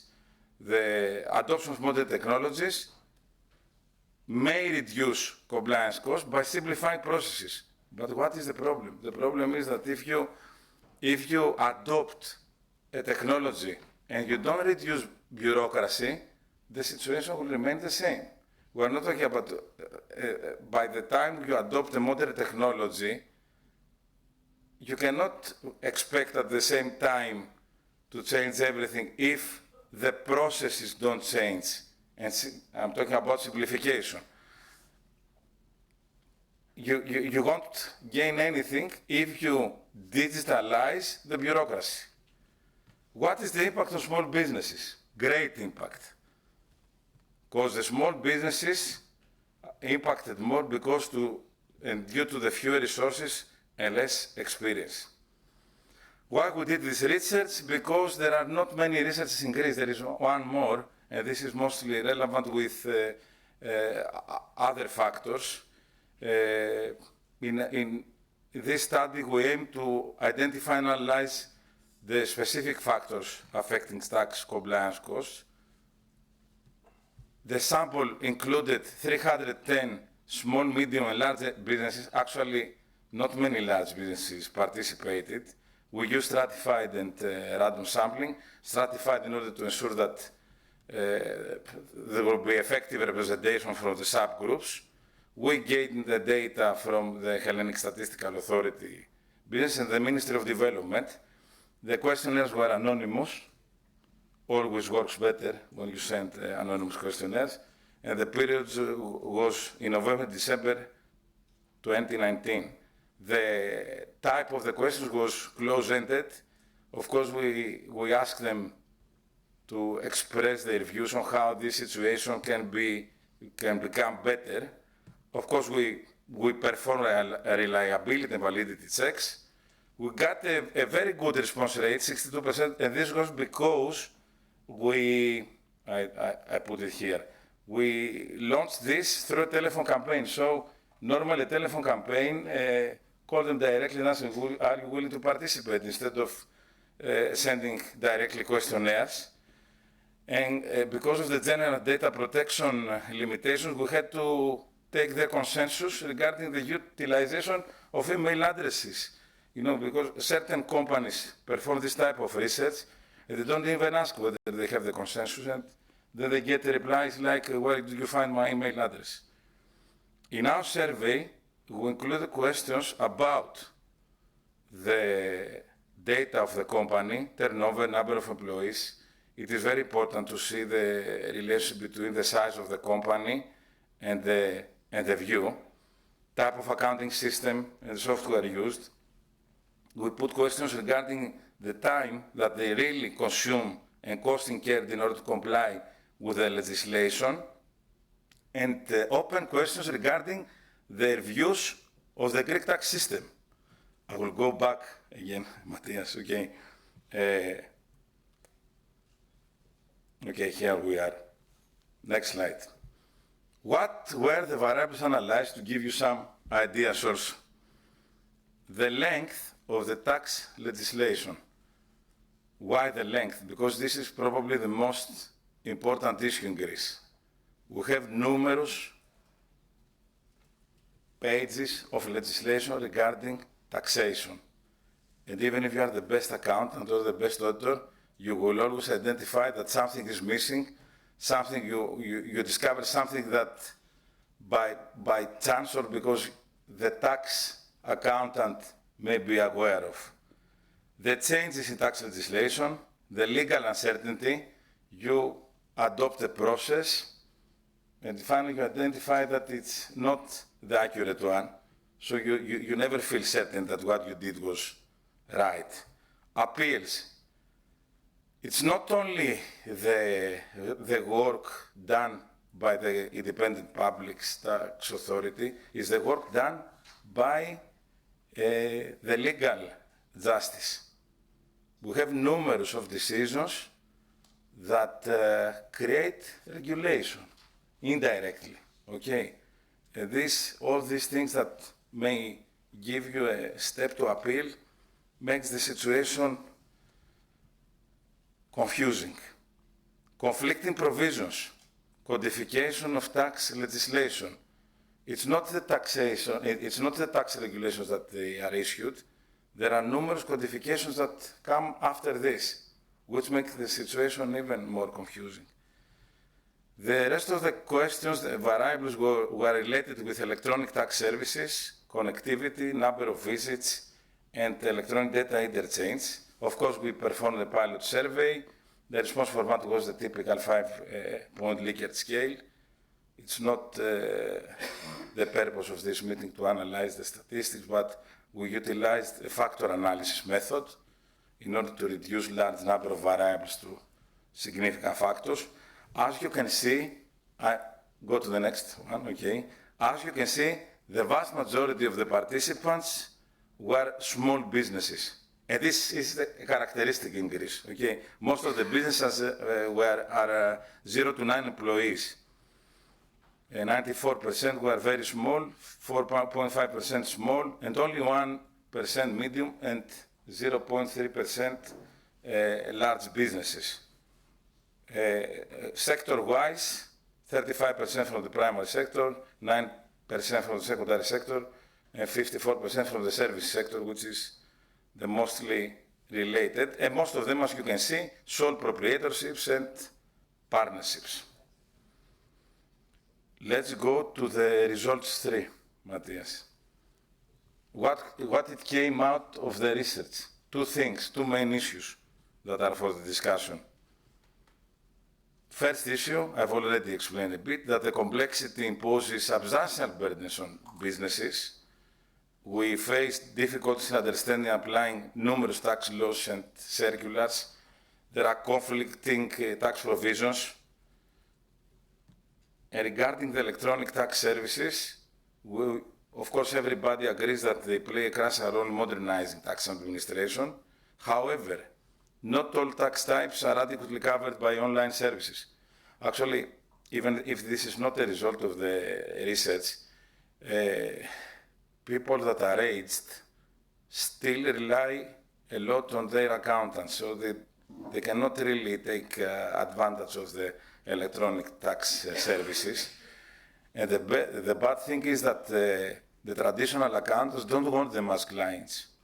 So they find difficulties on who is going to prepare their filings. And still, this remains an issue. The integration between tax administration and business accounting systems remains underdeveloped. Accountants complain that they do double or triple times the same thing in order to come up to a specific result. Everybody complains about this. However, in terms of, because I'm an auditor, in terms of controls, the situation is much better. It's much more difficult now to get differences compared to the past. Considerable number of in-person visits are still necessary for issue resolution.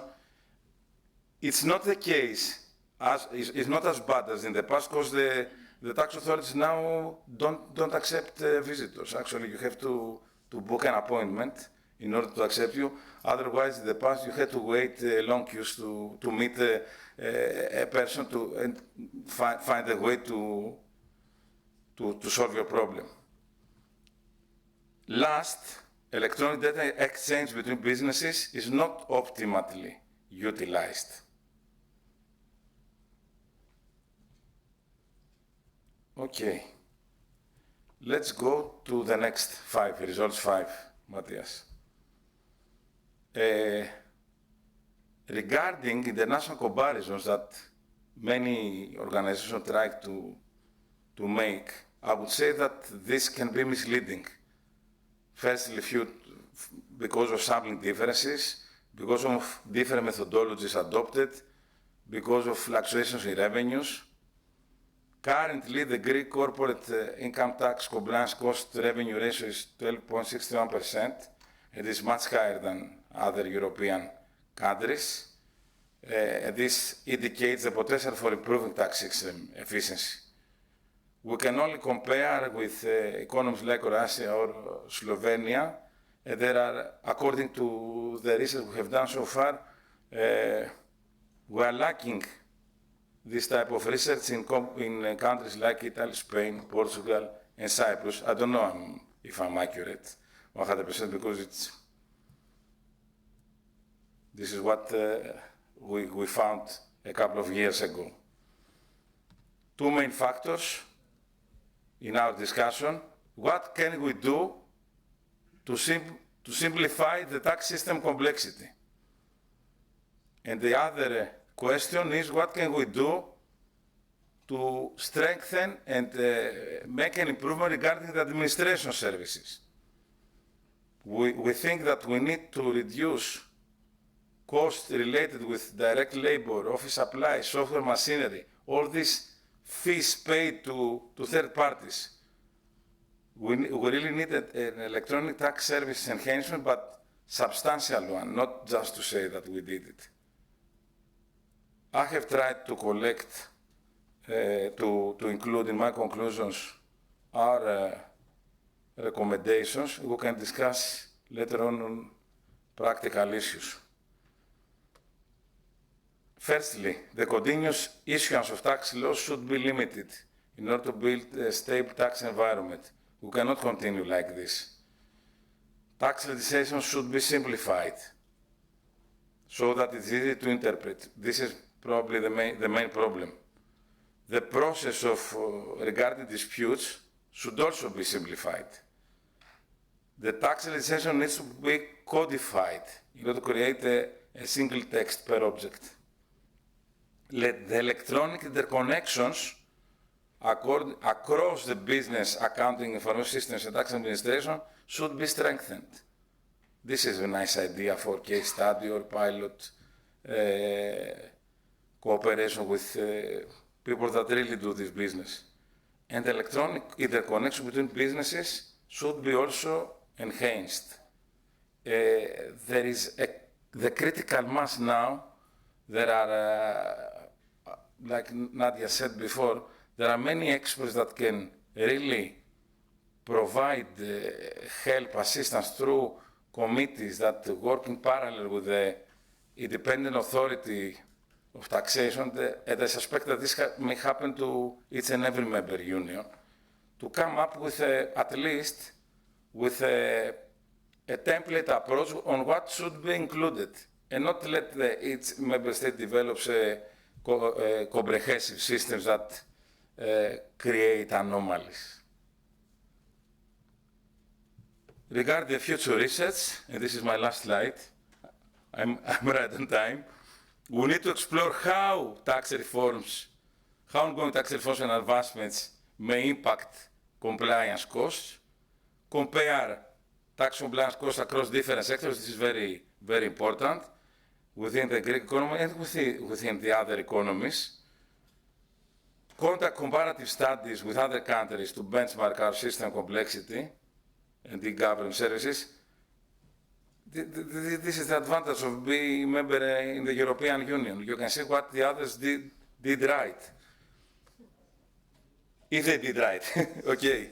So to copy-paste the best practices like we do in audit, assess the potential of better digital solutions, and analyze the impact of reducing tax compliance costs. Thank you very much. Thank you very much, Andreas. Thank you very much. It is like a logical prosecution to have first the theory and what we will see from the World Bank, then a practical example of the situation in one member state, one that we study a lot because of the European semester. And now we pass naturally to Mr. Yuma, who is going to give us a bit the perspective of what as we have identified as victims a bit of the tax compliance cost because of their size and their maybe impossibility to have economies of scale. Please. Thank you very much. Good afternoon. I'm Economic Policy Director at the European Association of SMEs and also responsible for the taxation dossier. And when we discuss with our members about should we have there more harmonization at European level, I think we all agree that tax competition is an important factor to force national governments to be efficient. It's a question of fairness, of course. If the population has the feeling our tax system is fair, then the acceptance of the system is much higher. And if they have the feeling the money is used effectively, then also the support for the tax system is higher. And this competition turns into welfare between differences between member states. And therefore, this competition is necessary, otherwise we would go over to the minimum level of efficiency and etc., and also have more risk on the fairness side. But this is not my topic today. Today I'm invited to speak about compliance costs, and I will focus a little bit on two topics, areas of taxation. The one is the company taxation, and the other one is the value-added tax system. We don't have studies, not the resources to do studies, so I rely fully on the figures the Commission, European Commission is providing, and also in this report and in the press release yesterday, they said compliance costs for SMEs doing cross-border business are up to 2.5% of the turnover. And I have to remind you, 93% of the whole European economy are micro enterprises with below 10 employees. Most of them, or all of them, rely fully on external services to do their tax compliance. That means you have to pay more to the auditors, to the accountants, to the tax advisors, the complexer a tax system is. And from a European point of view, the most important layer of complexity is the fact that we have 27 different tax systems. And I'm not speaking about tax rates, I'm speaking about tax systems. Tax base calculation, reporting requirements, declaration procedures, etc., etc. And here is, of course, that if you have 2.5% of the turnover costs for tax compliance, you have not paid €1 on tax rate. Yeah? We have only compliance costs. You shouldn't be surprised that SMEs hesitating to start doing cross-border business. That's impossible. This is the profit margin in some sectors is lower than 2.5%. So this doesn't work. And therefore, we are, since I'm here, it's more than 20 years now, we are supporting the European Commission fully to find solutions to make this cross-border problem smaller for SMEs. This was the beginning. We had the first round of the home state taxation proposals. Then we had the first round of harmonizing the tax base, the CCCTB, etc. But till today, we have not achieved anything in this regards. We are very happy that the Commission last year came up with the new proposal for BFIT and for the head office taxation. Home office, head office is not so easy. We are also fully supporting the head office taxation proposal, but of course are a little bit disappointed about the uptake of this proposal by the Minister of Finance in the working groups of the ECOFIN Council so far. But we hope, and our members are pressing their national governments, some of them, to make progress here. But to be very frank, we are not very optimistic that it will come to a good end, this proposal. Of course, there is also the dimension at national level. Here, reducing the compliance costs for a single country has a lot to do with what has been said already today several times about simplification. And I personally am very much hopeful about what digitalization can bring. I think the vision of what we have in our organization is, in a midterm perspective, to have a tax system which is fully digitalized and integrated in an end-to-end processing from e-invoicing, e-payment, e-accounting, e-tax declaration, etc., etc. And if you can use one type of files, this XLM model, to run the process more or less automatically, you can significantly reduce compliance costs even at national level. However, when we discuss this with our members and the companies, of course there is some hesitation. On the one side, the hesitation comes from those who say, I am not doing cross-border in any case, so why I should adopt something, a European approach. And the others say, this needs investment, we are used what we have at the moment, the front-running costs are too high. And here, that's the reason why we say, please, if we come with this digitalization, with this automatic reporting, with this real-time reporting, do it step by step and make sure at national level, and there is money available from the reform programs, help SMEs to implement this. Otherwise, the resistance will be a bit too high.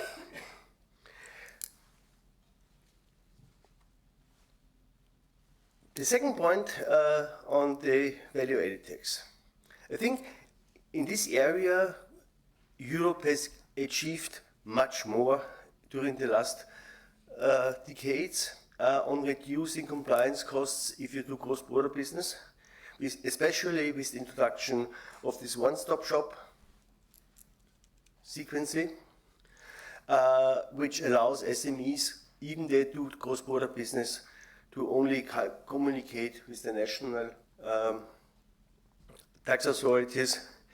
We would like to see here, to get a little bit more legal certainty, we would like to see more reliable information about tax rates in other countries, because as long as then you find information in the portal, but if the information provided by another member state is not correct, the liability is still at the company side. So there could be some improvement to make it a little bit less uncertain for the companies. We would really much like to have the VIDA proposal adopted, because it will be the next and maybe a final step on the one-stop shop side. We had some issues. I think most of the issues we had are solved in the meantime in the Council. We also fully support the idea of the team supplier for platforms, because platforms are unfair competition to SMEs not selling their products and services via platforms. And we are quite frustrated that it is possible in Europe that a small country protecting a business model, unfair business model from one single company is able to stop the adoption of this proposal. And what me frustrates even more is that they go to the media and say it's to protect SMEs. They are not protecting us with this veto, etc., etc. Here also, of course, digitalization can bring a lot in this direction. We are in favor of real-time reporting. We see, for example, in Italy that it works. I was said when some of my members from the north came to me and said, this is not possible. 2 days, okay, the Commission also said 2 days is too short. We are now, I think, by 10 days. In Italy, they said 12 days is possible. Now, why in Italy 10 days are possible? Why it shouldn't be possible in other parts of Europe? Because here we are, we see the potential. We also see the potential to make the system more fair, to allow less tax avoidance with this electronic proposal. This is maybe also the reason why most of the finance ministers are supporting this compared to the proposal for income taxation. But this is where we still hope to come to a solution, because this would be a big step in the right direction if it is accompanied with adequate support services and guidance for the SMEs to change to this real-time reporting system. Thank you very much.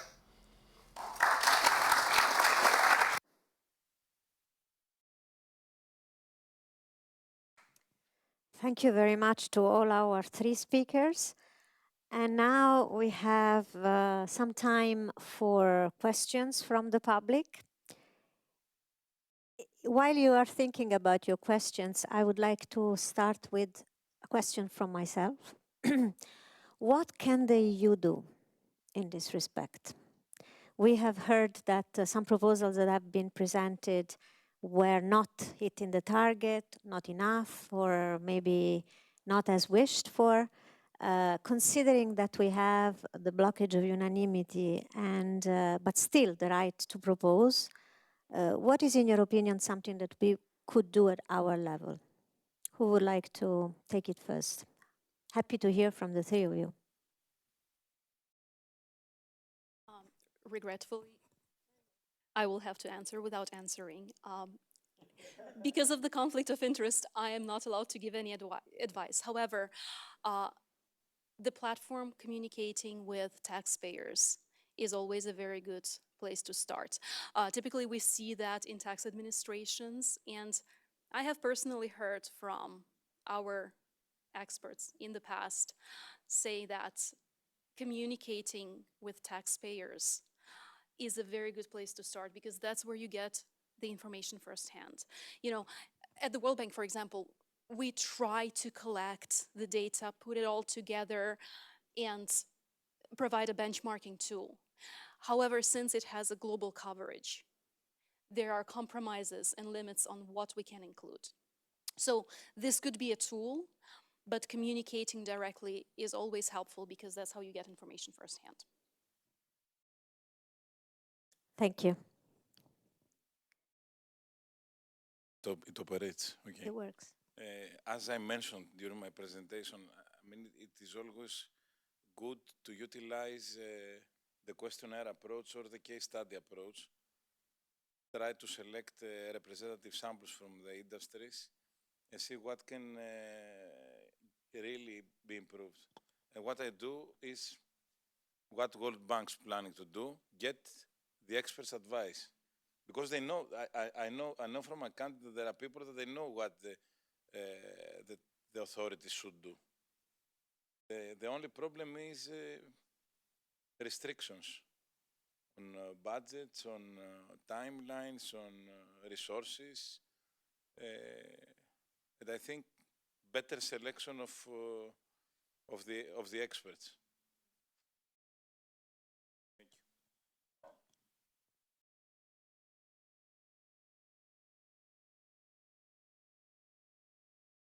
Yeah, okay. If I would have a good idea how to make the work for the European Commission better, I would have told you already. But I'm really following this work now since so many years. I'm really, really deeply impressed about the energy the Commission is investing in making things better, about not stopping making proposals. Even there may be some doubts that it will not come to a unanimity decision on it. But I think in VAT area there was a lot of good progress made.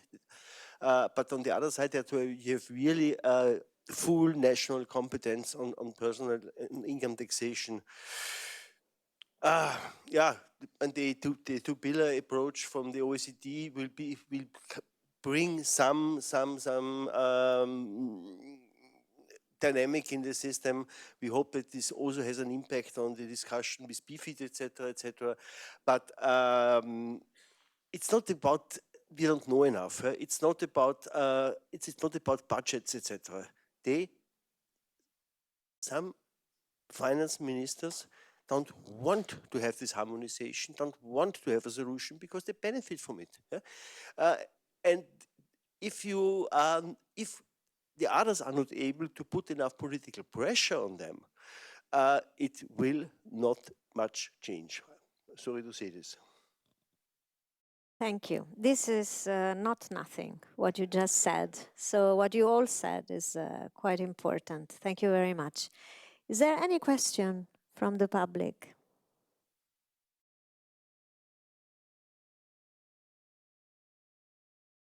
Yes, Marco Fantini, working as an economist in the VAT Directorate. So, well, very pleased to hear from Mr. Humer that the efforts in VAT at European level have been fruitful over the last decade. I have a bit of a technical question, or one aspect that has been mentioned, notably by Professor Koutoupis, but as contributing quite a lot to tax compliance costs, is the frequency of changes in tax legislation. And I was just wondering, looking at the past, of course, I don't know how the new report will be and the methodology of the new report, but the paying taxes report had an estimate of time, that the time that an accountant needs to spend to prepare, let us say, the accounts and to pay for the various taxes. And I was just wondering, how do these changes in legislation feed into that? Because, in a sense, the change in legislation has an impact that year. And you could think that, sometimes you need to change things to make them better, right? So you have an impact that year, it makes it worse. But then the following year, the impact is, pays off, and it can bring down the compliance cost for the following years. But how do you measure, let us say, the learning time and the impact of the change? What is your experience in that? And to both, actually. We're so eager to answer. Yes. Based on what we did is we asked them directly how much time they spent on training via external providers, how much time they spend for internal training. Normally, when the changes commence, there is a huge amount of time wasting on updating knowledge. In our country, accountants study every day because each and every day something new is discovered. Because of the issue I mentioned about the justice that also create indirect regulation, they need to continuously update. And it's not only the time you spend during the normal working hours. They spend enormous working hours in weekends, in late night. I mean, the only thing you can do is to utilize, and this is what I suggest, utilize time sheets, time reports in order to capture the training time they spend during all this year. Professional services firms, big four firms do this.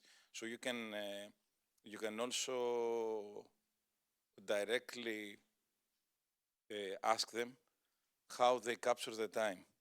Smaller firms don't do this. Use the questionnaire. So indeed, changes in legislation can really contribute to compliance cost because they may require a lot of learning curve time. Now, at the same time, we cannot allow rigid legislation because flexibility is needed to, catch up with the recent developments. So,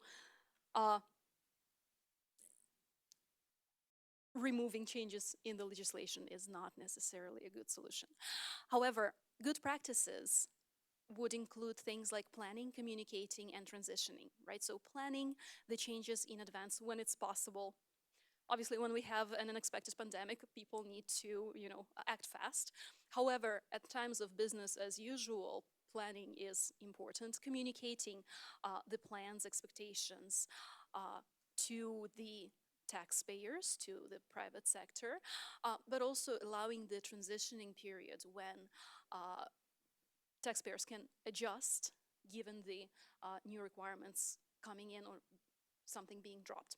Now, when it comes to measuring it, I can kind of offer you two approaches that we have personally experienced. In doing business, we used to have a pretty detailed case study that was sent to tax experts. And when it came to assessing the amount of time it takes to comply with tax legislation, one of the items was updating on the changes in the legislation. That was part of the preparation stage. So we actually had a whole separate item on that. Now, this was very helpful because it allowed you to see a very detailed split of time by the step in compliance. However, the downside of that approach is that it might not be representative or comprehensive of taxpayers, because being a case study, it was limited to only specific criteria that were included. What we are doing in Business Ready is completely the opposite. So, and that also means that strengths become weaknesses, weaknesses became strengths. So now we are going firm by firm and we're asking, how long did it take you to get your taxes done? The clear benefit is that we get a real life data, not an estimate. So it's highly representative. However, we simply do not have room to ask as detailed questions of how much did it take you to get acquainted with the new legislation? Because if we do that, the report will never get published. And I will not even mention how much it will cost, right? So these are two alternative, maybe complementing approaches in case there's a need to assess specifically the compliance cost on taxes and time required to update with the legislation is an important factor of that. A combination of those two methods could be used. Very good. Thank you very much. I would like to thank again our three speakers. I'm not sure we have time for other questions. We do? No, we don't. Sorry. And so thanks again to the speakers for joining us this afternoon. I would then ask Claire, our Master of Ceremonies, to come and guide us to the next.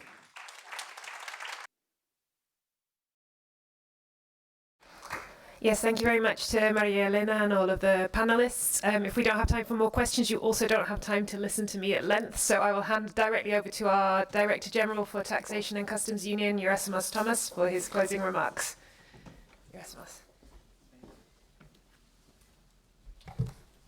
Thank you, Claire. And I don't think I have much time to do closing remarks because it closes at 5, if I understand that. So I have a long speaking, but I think I will try to concentrate in some issues. I want to thank you, Claire, for moderating the event. I want to thank Anna for making the initial presentation. I want to thank all the TaxFood colleagues, those present and online. A lot of work has been put into the art report. It is put every year, and I think it has a lot of value for those that are looking at the efficiency of the tax system and the tax mix in Europe. So it is quite very important to have this report as a reference point. I think I want to also thank the panelists. I had a mixed feeling, and I'm a bit tired because I flew in, but I'm not sure if what I heard in both panels, probably particularly in the first panel, if it is in contradiction on art or not, so with what we say at the art report. But I think, so if it supports or if it confronts, let's say, the art report, and I think this is good to have this debate. What we are missing when it comes to the tax profession is we are missing more debate. So I think it has the speaker, let me see my notes because I have an enormous jet lag, but I think some of the speakers of the first panel, they say the tax system was designed for an immobile labor force. The tax system was designed for full-time workers. So I think both are true. So they was designed, on a period for a period that has changed. The speaker said that smooth changes at the edges are what we need. So no particular change, no important change. And so it was said by the second speakers, who said, don't make too many laws, too many changes. And I think if the system is very complicated, I have in my mind difficulty to reconcile it with very small changes. We can leave the system complicated forever. I think it is true that we have a certain level, we need a certain level of predictability, but I think the issues that we tried to discuss today are there and they don't go away.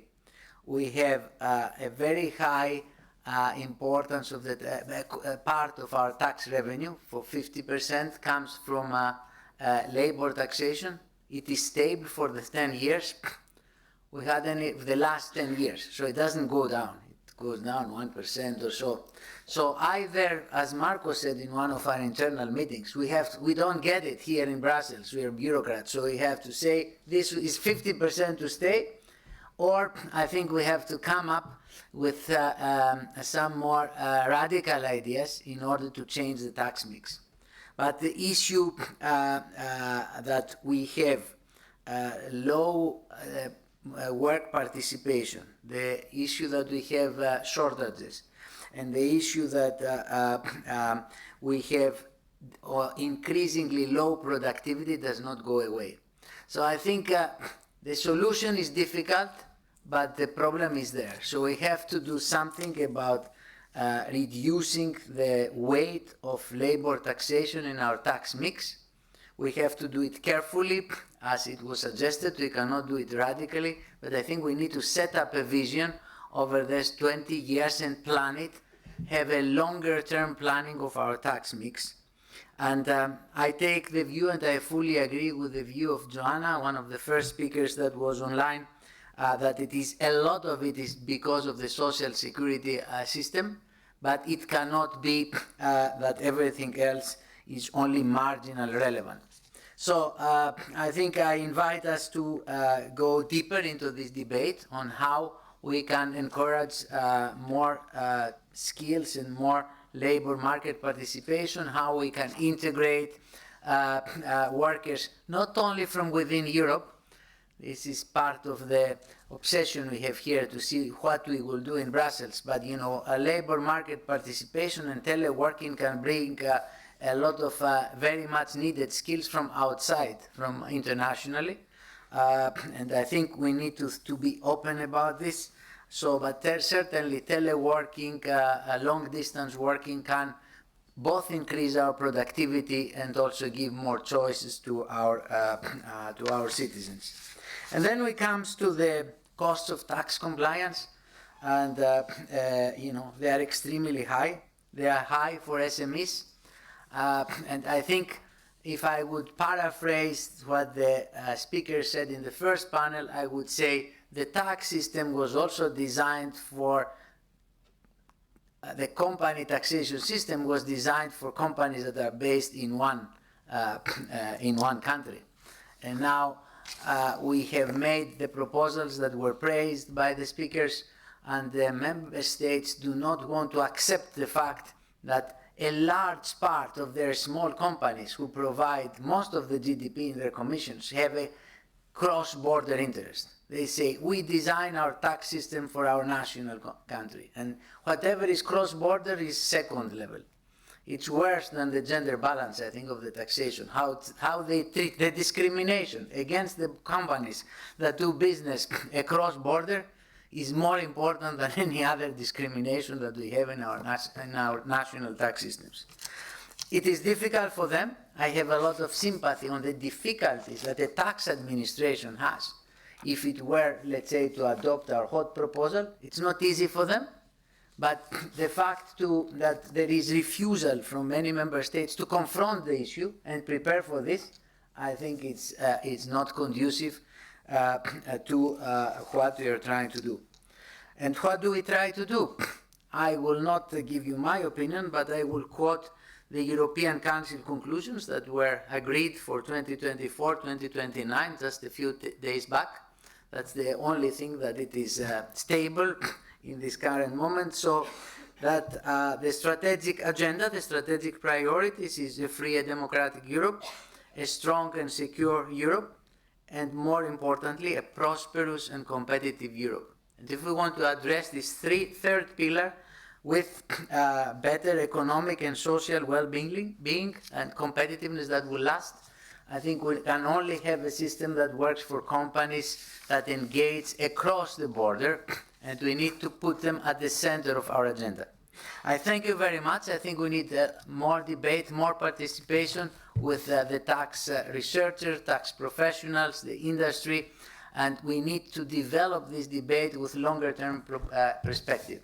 So thank you very much. I go first, my biggest thanks goes to our people who've put together all the data that we invite you to work with. And then, of course, thanks again to all of you who attended this conference and to the panelists that came over. Thank you very much. Thank you.